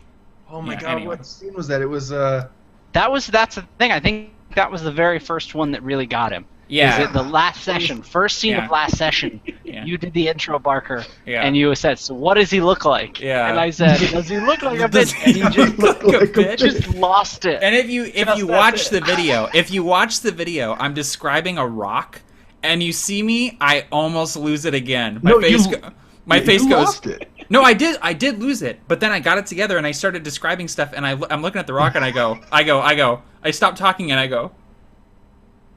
I'm barely keeping it in because I just looked at the chat again and I think I saw the brick shit house. So it was just, that's what to answer the question, that's what the chat is. It's just a brick shit house, man. Just constant. Shit house. So if you want- sometimes I think like if I like keep you guys entertained enough, you like the less chat there is. So sometimes I'll like get ready like I'm a boxer to run the game, and I'll be like, today there's gonna be like no chatting. These guys are just gonna be like, they're gonna be dropping their pants. They're so excited. I don't know why I said that, but it's like there's gonna be no chat. And Heather's That's like, also you the do chat. it, baby, you go. No, that's the thing is that the chat. I don't feel like the chat. Like, I don't know. I only write in the chat if I feel like I can do so without missing out on the game. Like, I don't want to. It never distracts me, and it's never like I'm like, oh, what did you say, Barker? I was too busy typing about diarrhea in the chat. You know, like Yeah. that never That's the happens. You know, it The would way I distract see me it. is if we had the chat for all the viewers. That Oh, would yeah. Oh man. Oh, dude. Well, and we couldn't say half the things that we say. No. No. The way I see it is like if we were sitting around a table, those are all the things we would say, between stuff. If we were role playing live, the chat That's is kind of why I like it. yeah. Yeah. Cool, because it's like having table talk on the right that no one gets to It hear. gets all of our sillies out. So when we Exactly. actually Totally, dude. start talking, we're not like That's a good way to put it. making a bunch of dick jokes and stuff. No, it's true. So if you because we want, are still playing D&D. it's true. Somewhere in there. So yeah. So if anyone out there is still watching and they want actual advice, what I think works really well in this game is we're fine to throw it out there and anyone else can change it or correct it. Like there have been plenty of times where Barker will say, "Hey, this happens," and then I can say, "Well, hey, can I do this first?" And that's totally okay. It doesn't have to be a perfect script. That's not the point. Even James was just like, "Oh, and Quint looks he looks confused. And I thought, no, my character wouldn't look confused, so I actually corrected that, not in a jerk way, just like, well, actually, Quinn. No, you were a probably huge look like, jerk about it. I was really surprised when you typed that. I was like, dude, because James what the is hell? dumb, and I hate Well, and that's I had to That's beat you the over the main head with a thing. crowbar. I think that's what he said in the chat. Yeah. that is. I He's did. like, No, but don't. that- He yeah. said don't talk for my character. I said, don't you tell me how I look. Yeah. Is basically that was a good example. Is I was like, okay, based on prior knowledge, I thought, okay, maybe Quint would be surprised by that because it's magic. And Right. like you said, you had a different idea of how that would go. So instead of like, oh, he spoke for my character and getting mad about it and just accepting it, or being mad and saying no, you just were like, well, no, actually, this would happen. I'm like, well, it's not my character, so that sounds good, but Yeah. to some degree, you have to say something about people. You know what I mean? Like, Yeah, you exactly. can't always get away with, I do this only, and I don't know what happens. And also, the way Tim described it, it actually seemed like it wasn't like, oh wait, no, that's not how I look. At least to me, it seemed like the look of confusion was actually mistaken from Gaharl. Yeah. Gaharl mistook it as a look of confusion, when in reality it was like shock or surprise. Or Yeah, realization. it wasn't confusion over imminence. It was confusion over like, dude, what? You know about that too? Like, I thought I was the only one. Precisely. Yeah. Yep. So questions. Why do you turn off your camera during play, Barker? I haven't figured it out yet. When I'm GMing, I'll jump up and down to get myself pumped. I will make weird fucking faces when I'm doing voices, like weird. I can't make a voice without really making my face all strange. Can I see? Well, no, we've seen your face when you do number 8, so never mind. I don't feel like your face is weird when you do number 8. And that's the other, I would say, part of it, not necessarily the reason you turn off your camera, but another thing is you stand up. And I didn't realize that the first time. Mm-hmm. When you told us where your camera was versus where you were is when I realized you were 9 feet tall. I embedded it You're in like, the oh yeah, wall. this camera is mounted to my ceiling. Yeah. And my face is right here next to it. My vaulted ceiling. Yeah. I like the fact that he turns it off, because then it really lets us imagine who's behind the voice even more. That's cool. Yeah, you know what? I'm gonna say that's the reason I do it. Well, and in the case reality, of I'm just the, self-conscious. in the case of the pentis, it worked really well to have that up the whole time. Like, Yeah. I don't know, that just every time I looked at it, I thought, oh, I'm right. Like, I just imagined it. It doesn't matter that it's theater of the mind. It was very cool to have that visual aid. Yeah. Virginia knocked it out of the park. I mean, Yeah, that's so cool, man. Yeah, great job on that. What's your favorite spell from 5th edition? Witch Bolt. Meat freeze. Matt's Witch Bolt. That's right. I will give you extraneous information and say I love that the spells are purposefully vague. Yeah. They Especially leave especially cantrips. totally, and they leave just enough for interpretation so that they're totally versatile. I Yeah. really love that. Like, I think the first time I realized that was when we were playing Provokers, Yeah. and it was the first time Juice used Thunderwave. Is that what it's called, Thunderwave? That's my favorite. I love Thunder. Yeah, Thunderwave's pretty awesome. Well, he was using it, and we were all having this discussion. I know I was new to 5th. Like, well, wait, it says that he can kind of do it this way. Is that overpowered? Are we using it wrong? Mm.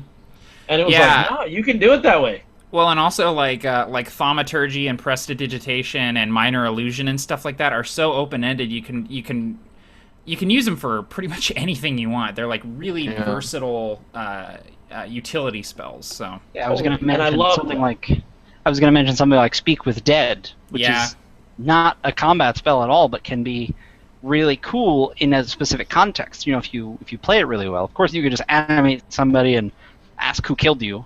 But yeah. there are spells in 5th edition, like you said, like thaumaturgy and a few others that can be used outside of combat as well as in combat, but just in so many situations. Yeah. For sure. We have a question I want you guys to answer. Mini Terrain Domain, MTD, asks, Slow, Jacob! noises! He asks, if I remember correctly, you mentioned at the end of the last session that there would be a major level jump coming up. Did you all create new characters for the transformation without really knowing how they were going to be implemented? Yes. Barker just told us to have a sheet ready of us at level 10, but the way he told us to do it, it sounded like it was going to be like a really temporary thing, or it was going to be like a fun little like... My first thought was, oh, we're going to like have a glimpse of ourselves in the future. And it was so funny because we were all coming up with like post-apocalyptic, like Mad Max versions of all of our characters, where it was like, I'm gonna have a mohawk and an eye patch, and one of my arms is gonna be made out of animated wood and stuff like that. And then Barker was like, no, you're not any older. You just are gonna be more powerful. And I was like, oh, okay, cool. Well, and what was it? Tim said, and I have the entire rod of 7 parts. Yeah. I was like, whoa. Calm down, Well, buddy.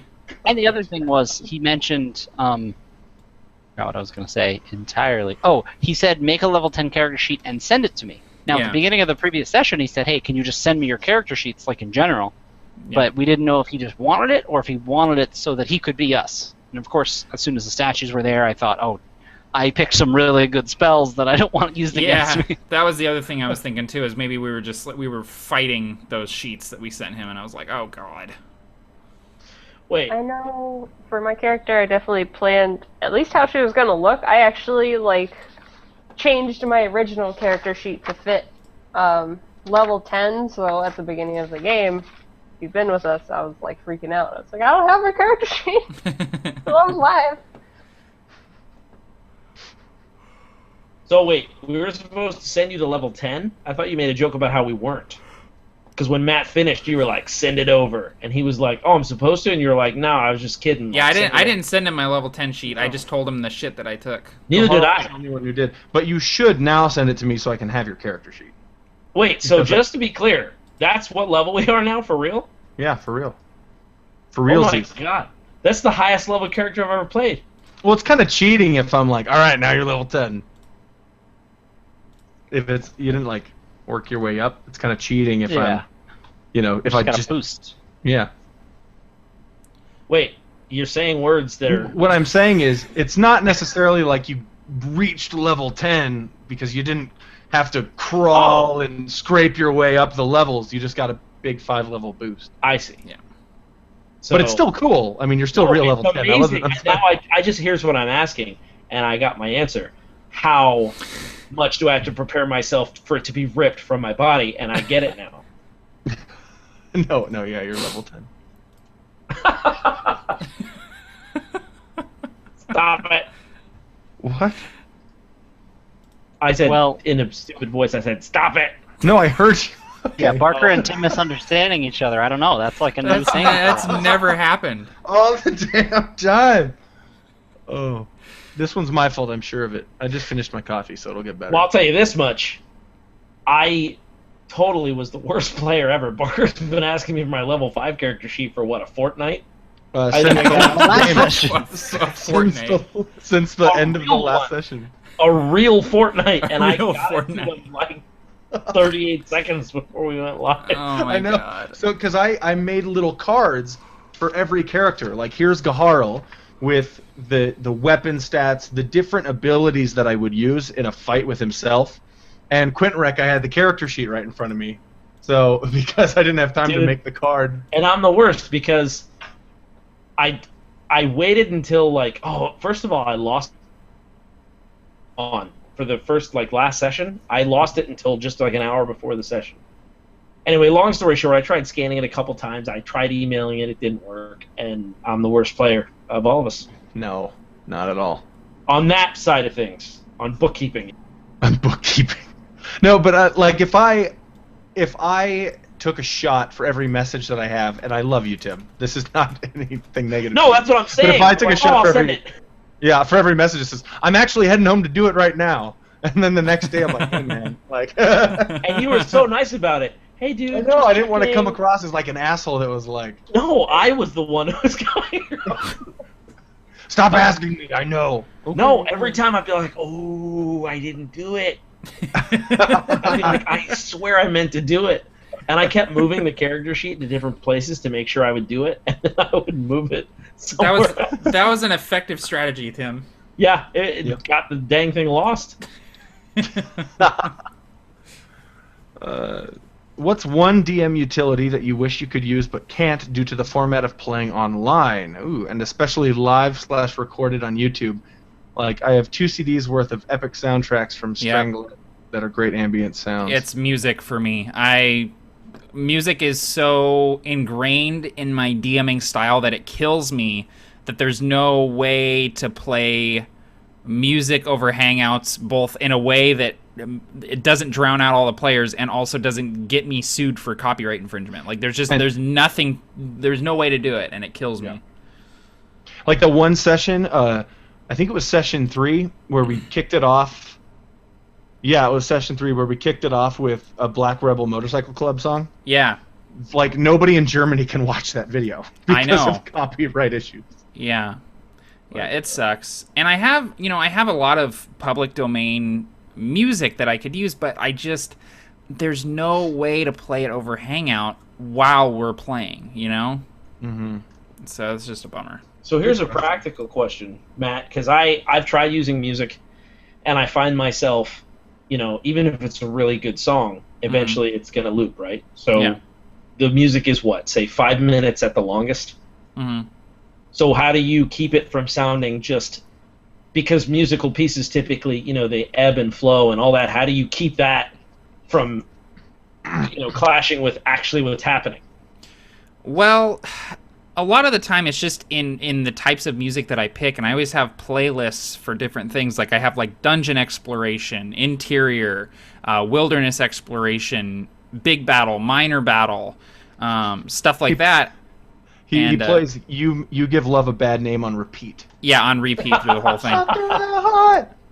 But it's mostly just having it be really having it be a background thing. Not having it be the forefront, but just in the background and having it be more ambient than anything else.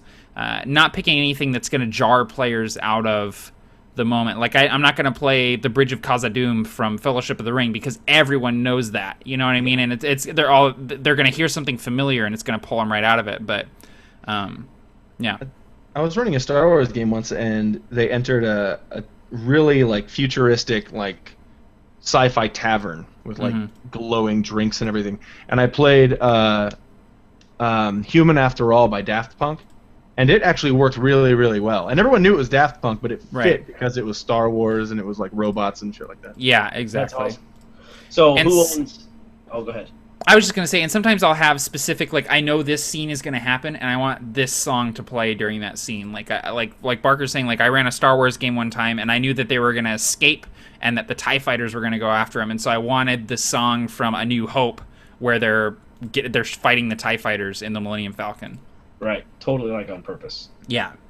Shot through the heart. Sorry, go ahead. So, number one, that was my problem is I would play kind of one song over and over because who owned or owns, I have it, it's on my bookshelf, the Midnight Syndicate Dungeons & Dragons CD for 3rd edition. Yep, I have it. Yep. So they had these tracks and it was like Battle of Night and Orc Supper Time. And like so I'm like, all right, Kobold Buffet. Yeah, I gotta put on Orc Supper Time. It starts out the same way and then like there's a lull and then it picks up really big at the end and then it just repeats over and over and I was like, this is the worst. So pro tip, use a playlist of similar sounding and tonal and vibey music that kind of just it's a great idea. Yeah. Hey guys, I'm gonna call it a night. Been nice hanging out, and this is an awesome game. I love the introduction so much. Thanks. Cool. Yeah, that was fun. That's going to be a fun thing to continue that storyline of what happened when Orin went into the Fay Wild. Absolutely. Yeah. All right. That's gonna be Hope cool. you guys have a good night. And, All right. And to everyone else, thank you for watching. See you, Cassie. So is there anything else you guys aren't able to do that you like to do live DMing? Because I can't really think of anything I'm like, oh man, I wish I could do this in Hangouts. I wish I had something easy to map stuff out with. And I don't need like Roll20, but like I usually have a whiteboard or a wet erase map on the table so that if I need to kind of like sketch things out of like, oh yeah, there's a big thing over here and there's this thing over here, and you guys can put your minis or some dice on there to show where you are. And it's not like I'm gonna, count the squares that they're moving or anything, but it's just nice to plot everything out sometimes that way. Yeah. And there's not really a way to do that in Hangouts, and I kind of wish there was. Like, I guess I could like do like I could open up Paint or Mustaches something. on people. Screen share Paint. Yeah. Esper the Bard uses Photoshop, and he has his map, and the entire map is covered with like a fog of war thing, and he like a type of fog of war, and he erases it as you move, and then That is very cool. It's really neat, actually. And I tried to do it. I was thinking about doing it for anyway one of these sessions, but I haven't. But honestly, I'm gonna be straight with you. There's nothing that I wish I had that I don't have. Absolutely nothing. Yeah, Like, I I feel love like- online gameplay. Yeah, I feel like if there's except one for thing. except for your baller ass game table. That's true. That's true. Yeah, yeah, I wish I could have friends here. Matt, I'll you're tell you killing what. that map. What are you talking about? Oh, they're problem solved, my dude. Yeah, like you're drawing in Paint like I've never drawn in Paint before. I'm like, Jesus, this guy. I thought it was gonna be. Is that a turd? No, it's a room, bro. Oh, okay. Sorry. Stalactites, stalagmites. I'm doing some texturing. He is, dude. He's drawing stalagmata. I'm gonna draw.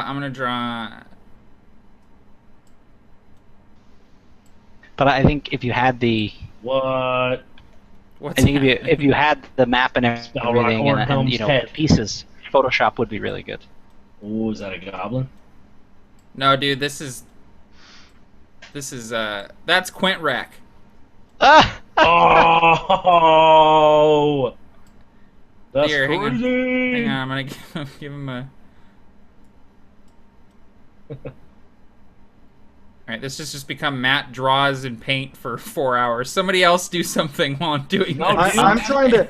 Oh, dude, I'm gonna put a snorkel on myself. Look, I have a snorkel. I'm wearing- Parker, that is so funny.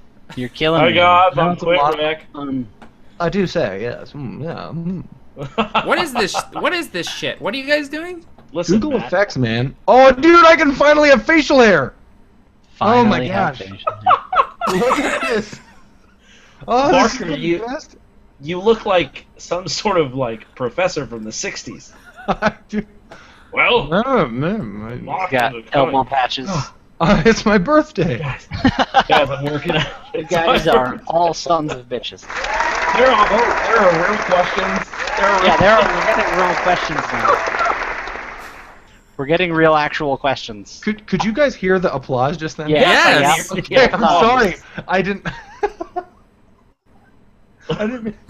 I love. Okay, Oh I no! love Oh no! when Your glasses are floating. yeah, it loses your the facial recognition. Oh my What?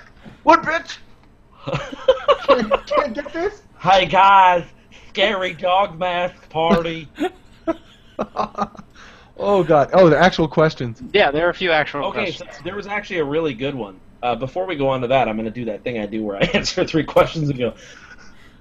I actually prefer playing online, and that probably sounds like a mortal sin, but Oh, me too. people are more focused. They block out the time. I was gonna It's say the much same more thing. dense. They're sitting at a place that they can't leave. It's like I like it better because it seems much more convenient. The other thing is that I can sit down, play, and when the game's over, I close the laptop and I'm back at my house. There's no cleanup. There's no, it's very lean. So I actually prefer it. Yeah, like take all of the. Matt, you're killing me. Take all of the things that are a pain, A like fistful of great charged Dracula. he's a vampire spawn. What are you, a cat man? Is that an S&M collar? Yes, yes, it is. Dude, Hang on, I here think we that should be your new avatar. The cat in the hat. It's Pebble. How do I get rid of all this shit? You You close. Oh, there we go. Okay, It's there on we your go. hangout forever. All right. So Oh, Matt, I was really happy about that. you have hearts. Oh, geez. Matt, I love your little. Yeah. My kicky little scarf. Timbo, you said there was a good question, eyebrows. Yes, Jacob Norman of Mini Terrain Domain had asked another question. He actually put, Barker, how much has this campaign changed from your original vision at the start of session 1? That's a good question. Question I would really like to know. Yeah, for sure. Okay, so there wasn't much of a vision in session 1, but I had a bunch of ideas brewing in my head that like because what I usually do is I'll start small and then I'll start thinking of like big picture plot stuff, and that usually starts turning around session 3.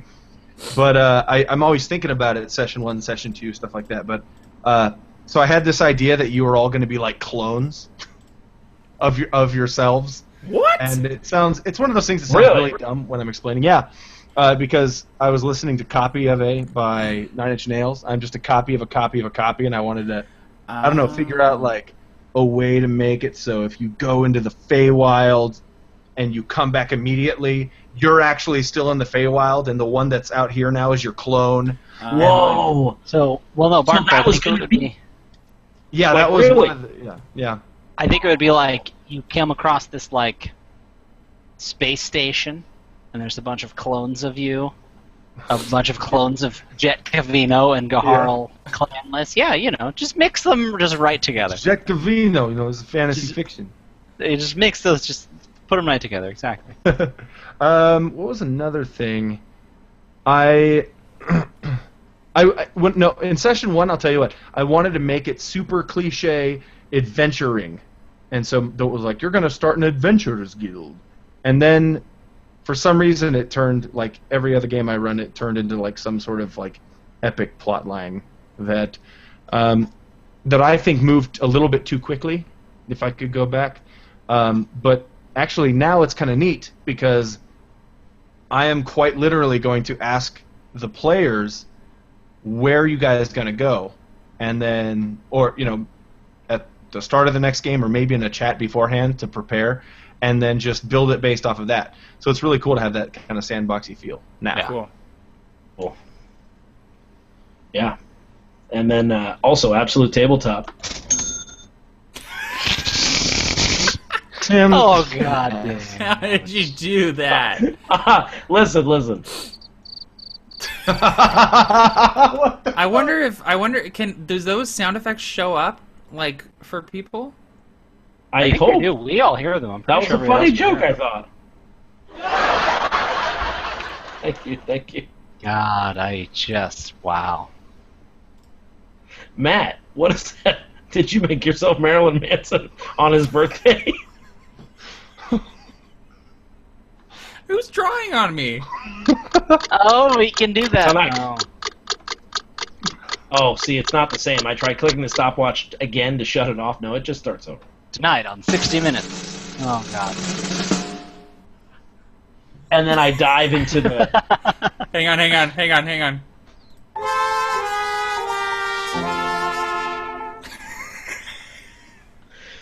Is anyone still watching? Sir Yeah, guys, Salin After Dark.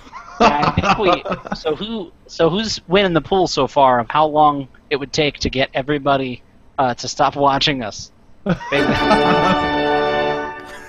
I hate Tim's sound in the effects. I have begun to hate man. sound Barker, effects. get the door. No, come in. Well, somebody comes in and then there's a laugh track. Like, oh. Tim in Venice. Look at me, I'm Vigo. Look, guys, God. I'm Vigo. You're just going one at a damn time, aren't you? Yeah, he is. What's the deal with salted peanuts? Everybody just keeps eating them. All right, Why is there all this writing on my face? I did it. Barker was drawing on you. Oh my god. All right. Oh god, I hate sounds. Oh my god, look at Tim though. He looks like I am Vigo. Dude, you look like a hologram in Star Wars. How did you make that happen? he's part of the Force. He I'm part of the is. Force, guys. Hey, look, it's just out since I was gonna go. Oh, mountain range is beautiful. It's really nice. A bunch of people in the chat are saying that yes, they do in fact hear all of the ridiculous sound effects. Oh my god. Or in the question, the Q&A app. Like, yes, we hear them. Yes, we hear them. And this is a question that was from much earlier, and it was, what did I miss? And I think I like to pretend that happened now. If somebody came into this right now, that would be my question. Like, what the hell did I miss? The game. Yeah. We hear them. I love it. I just love this. That Jack said, we hear them. No smiley face, no Just LOL. like, we hear them. We hear them. Dude, Yeah, we hear the sound effects. So I figured out how John Poland does that awesome effect where he blurs everything out in the background. It's a No, but background. he also has a really good camera. It is those I know. two things. So it's like, no. That's why I didn't say I know why he has such a gloriously good quality picture, James. No, because I don't think he does that. Are you still drawing? I think No, that's me. I did that. Okay. James Parker did it. I'm sitting here with a mustache and sunglasses, not playing around. I'm just sitting here with it. Just like trying to figure I that feel out. like it makes me look cool or something. Like It does, man. You look like a hipster. Yeah. So your ironic mustache made of pixels. How do I turn the backgrounds off? Someone help me. Oh, it's once you start them. Okay, I got it. All right, I'm so sorry. Are there any more questions? I don't think there are.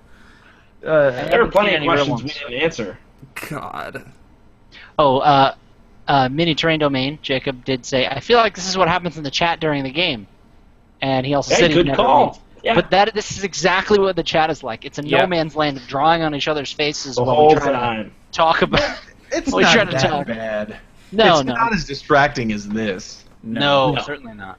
But the idea is that it is like 90% other stuff and 10% game. Like, Yeah. the 10% is like when we have to type our roles in and stuff like that. Yeah. And the This rest... is graduate student. Graduate student Seuss. He's not a doctor yet. God. Oh my God. This is unbelievable. It's really unbelievable. It really, yeah, it is. No yawning. No, That's I didn't yawn once. Not you. I Have know. yawned, clowny. Wow. God Listen to me. damn. What, buddy?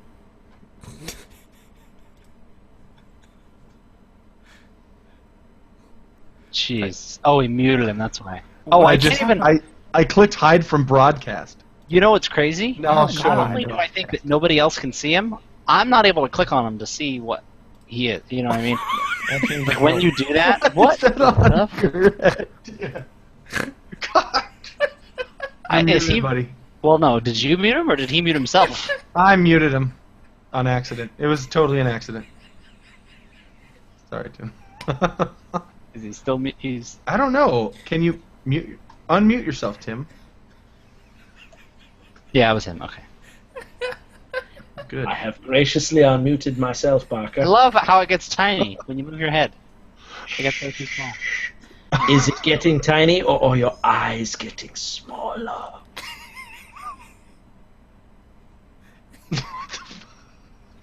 By the way, serious note, this is what an absolute tabletop conference call is like.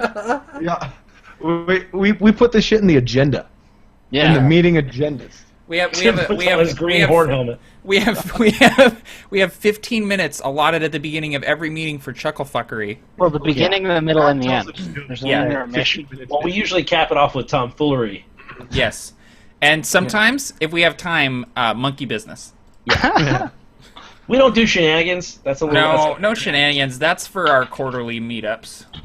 Quarterly meetups. Shenanigans only happen in person. Yeah. Yep. Are there any questions left? You know, there are a lot of questions. Just nobody's asking them, Mohawk. There are 28 people left. Yeah, people are still. They're like, no, I want to see how this thing goes. They're waiting for the. They're waiting for the secret. They're waiting. Conspiracy. They're the people that wait 30 minutes after the concert, thinking there's going to be a third encore. Hey. All right, wait. You know what? Come on, guys, get out your dice. This is the real thing. It's the bro vocal leaners. I'll run a story cues game right now if you want. Go for What it. is I don't know what that means, but yeah. All do it. right, Matt. Yep. You're up first. Roll. Okay. You have story cubes, so you got to roll one. Oh, Tim? there are dice that we Tim? don't have. Dude, my That's story your image. my story cubes are Right. at my desk, but I have other randomizers. Okay. Well, Matt, here's.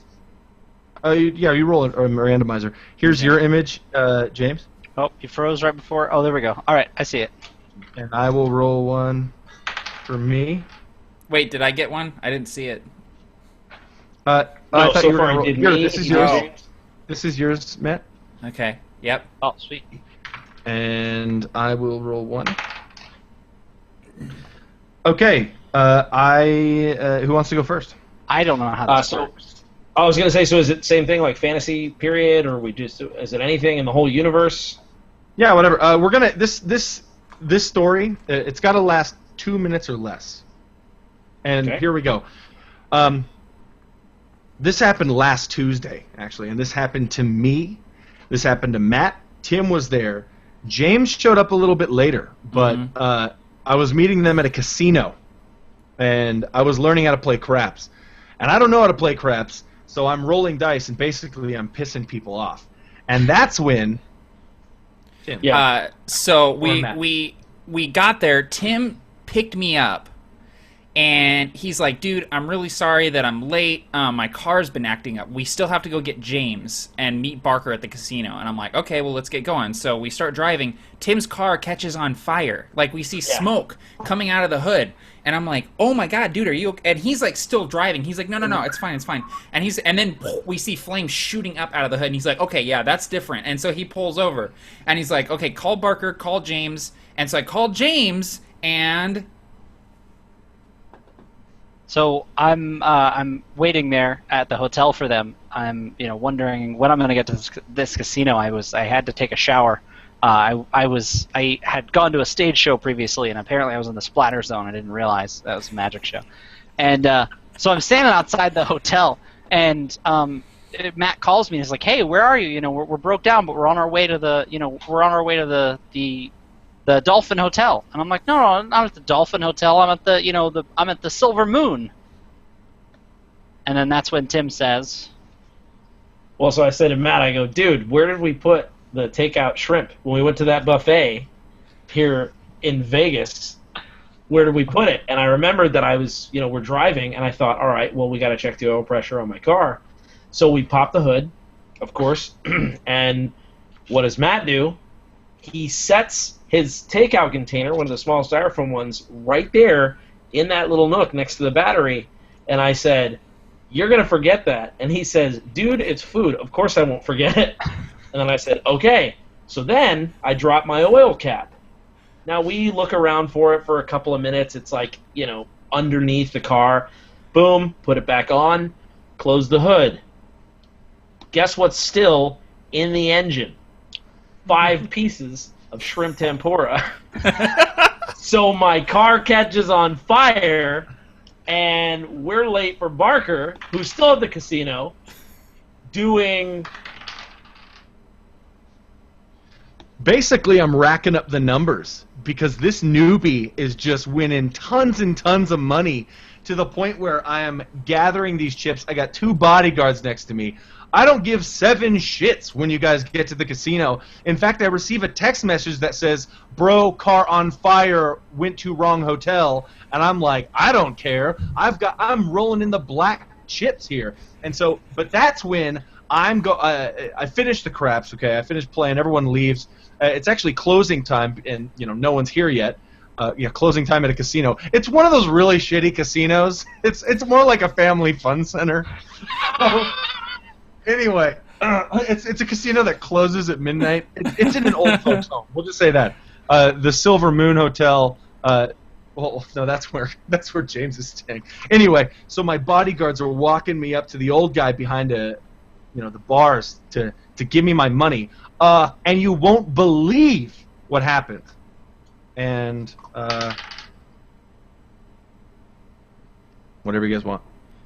okay, so Tim and I are sitting there, the car's on fire, and Tim's like, "Dude, this is because you left the shrimp in the hood." And I'm like, "Oh my God, I forgot I put shrimp in there." And we're like, "What are we gonna do? Like, the car is on fire." And I go, "Hang on, there's a fire extinguisher in your trunk. I remember seeing it there from when we took that road trip last month. So I get in the trunk, I get the fire extinguisher, and the fire extinguisher has this lock on it that you're supposed to be able to pull off to activate it, but it's not coming off. And I'm like, Tim, this lock is not coming off. And Tim's like, well, just keep trying. Like, it should be fine. I look at the expiration date on the fire extinguisher. It expired in 1998. And I'm like, Tim, this is not going to be good anymore. This is not going to work. And so I throw it on the ground, and it starts shooting down the highway. Oh, snap.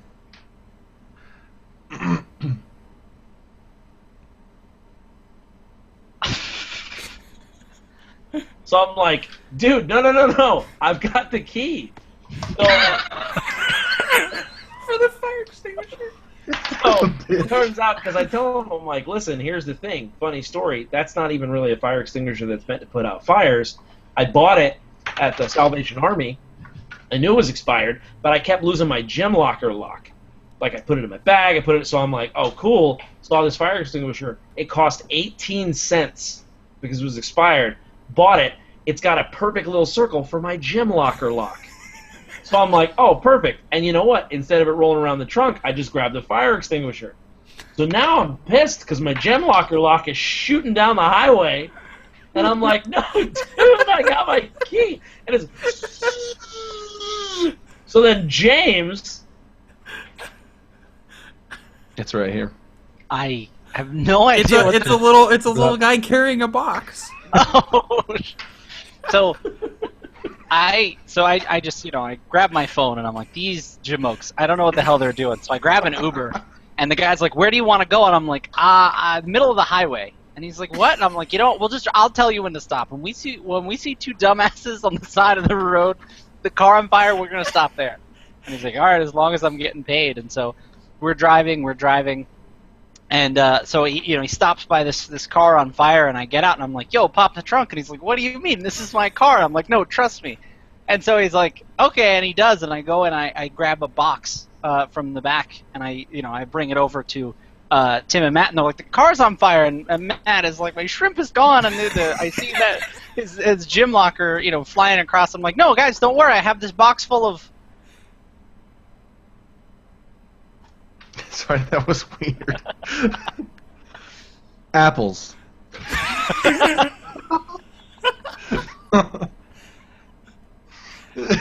And I'm like, James, That was mine. brilliant. James, that's brilliant. Apples are a natural fire retardant. Pour them on the engine. Pour them right on the engine. And then I said that you're, Matt, a natural retardant. And so I am getting yelled at by this person behind the bars as I'm asking him to cash my chips. And he's actually telling me that I didn't win any of these chips. I stole this shit. And I'm like, no. You didn't even see me raking the shit in when I was playing craps, bitch. And then the bodyguards were like, actually, yeah, come to think of it, he was sucking at craps. And then I realized that the entire time I was playing, I was losing at craps. But I was taking the old guy's chips, the guy who had dementia next to me, and I was jacking his stuff. I didn't know they saw me, but... I think this is a person falling.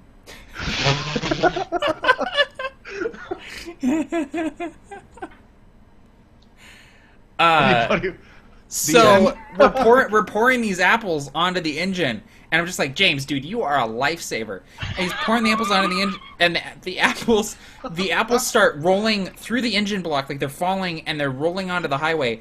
And the Uber guy's like, what are you guys doing? And he steps on one of these apples, and like banana peels, like falls on his back, and we just hear this, and he's like, oh, my back, and we're like, oh, shoot. And we run over to this guy. This guy is, like, totally just messed up. Like, broken bones. We're like, oh, my God, we got to get this guy to a hospital. The car is still on fire. Now it's covered in apples.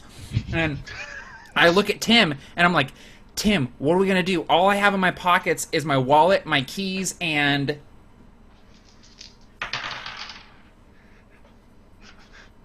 A treasure map? And a treasure map, Tim. What are we going to do? So, first things first. 2, right in the chamber. First of all, look at the Uber driver. Tell him he does not like opals and bononos. Secondly, tell him that an apple a day did not keep the doctor away. Thirdly, I say, we're stealing this Uber guy's car. I did not know you had the map on you. I thought we were going to all meet later after Barker got all of that money, and we were going to finance this dig. But right now, this whole thing is in danger. James, get in. Oh, Barker just sent me a text. They're hauling him in for stealing an old demented man's chips and possibly his pants. Yes, And then James says, And I say, well, I'm the sheriff of this rodeo, so we're gonna commandeer this Uber. I got the Uber black car, so that means that if the driver gets out, you get to basically borrow the car. No, I read this. It's a Vegas thing, and so it's one of the big SUVs. So we throw them in the back and we hop in. And I'm like, all right, so we got to go to this. Where did you guys come from? We got to go to the. We got to go get Barker because they're gonna throw him in old people jail and take away all his chips. And old people jail is in the cave. Because the casino is like wilderness themed, and there's like caves and trees all over the it's like Rainforest Cafe.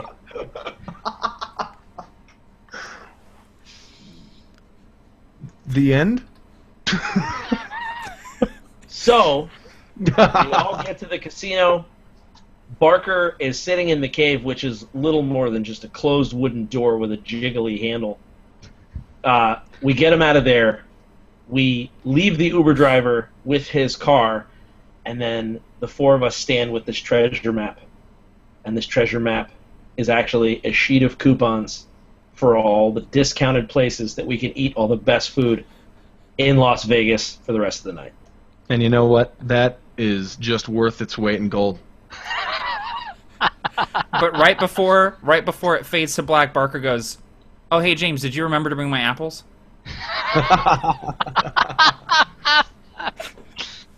And scene. Scene. There you go. I would like to think that you gained viewers during that. Someone asked, "Is this how Adult Swim comes up with storylines?" Yeah, but I add think much more drugs. Yeah. But to be completely honest, do you know how many you were down to? Because I think there are more viewers than the last time I checked.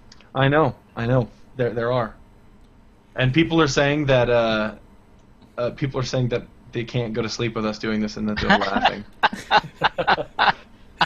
Yeah, I actually probably should call it here because I gotta go take care of a bunch of animals on a farm. So. Oh, I gotta go learn how to play some craps. One of us is lying. One of us is telling the truth. Which is it? Dun, dun. Oh wait, no, Barker. Can you just before we go, can you do that same thing but put on the special mustache? Yeah, sure. That'd be much man. better. If I had a nickel for every time that Tim said, "Barker, can you put on the special mustache?" while we were in Seattle, I would have a lot of nickels. I'd have 15 cents. Oh wait, don't forget my teeth come out, so this will be great. I have a monocle too. Hey y'all! Listen, hi, hey Rob. Rob's voice on Twitter. You need to put me on top of Kratos. Got him. I'm such a big dumbass, Tim. The first thing I thought when I looked at your picture was, "Oh my God, they have a missing teeth smiley." That's brilliant. It's so realistic. Anyway, yes, from the Monopoly Man himself, thank you very much for tuning into the Winds of Sir Salin, Session 7. We still have 31 viewers. I know. You can't stop this. You can't get me. You can't get me. What? What? Oh, what you gonna do now? Oh, you're gonna stand there. Oh my God, this is actually pretty good. What? I'm trying to test it. You should swat at it like it's hurting you. Oh God! Oh God! I won't. Yeah. Okay, but yeah, thank you very much for tuning in. Yeah, my name is Barker from Be a Better Game Master, and we are all from AbsoluteTabletop.com. Check it out. We'll have a Wayward Wanderer supplement coming out on the 18th, which is Matt's supplement. Yeah. Yeah. So yeah, again, thank you all for tuning in. This has been a blast campaign. I don't know how seriously you can take me like this, but but this is how I really am. And for the first time in a long time, I actually feel like the way I should. And so I'm just going to keep this on. I'm just going to keep sitting here in a hangout. Alone. Jay- oh, go to hell. He said, Goodbye. oh, go to hell.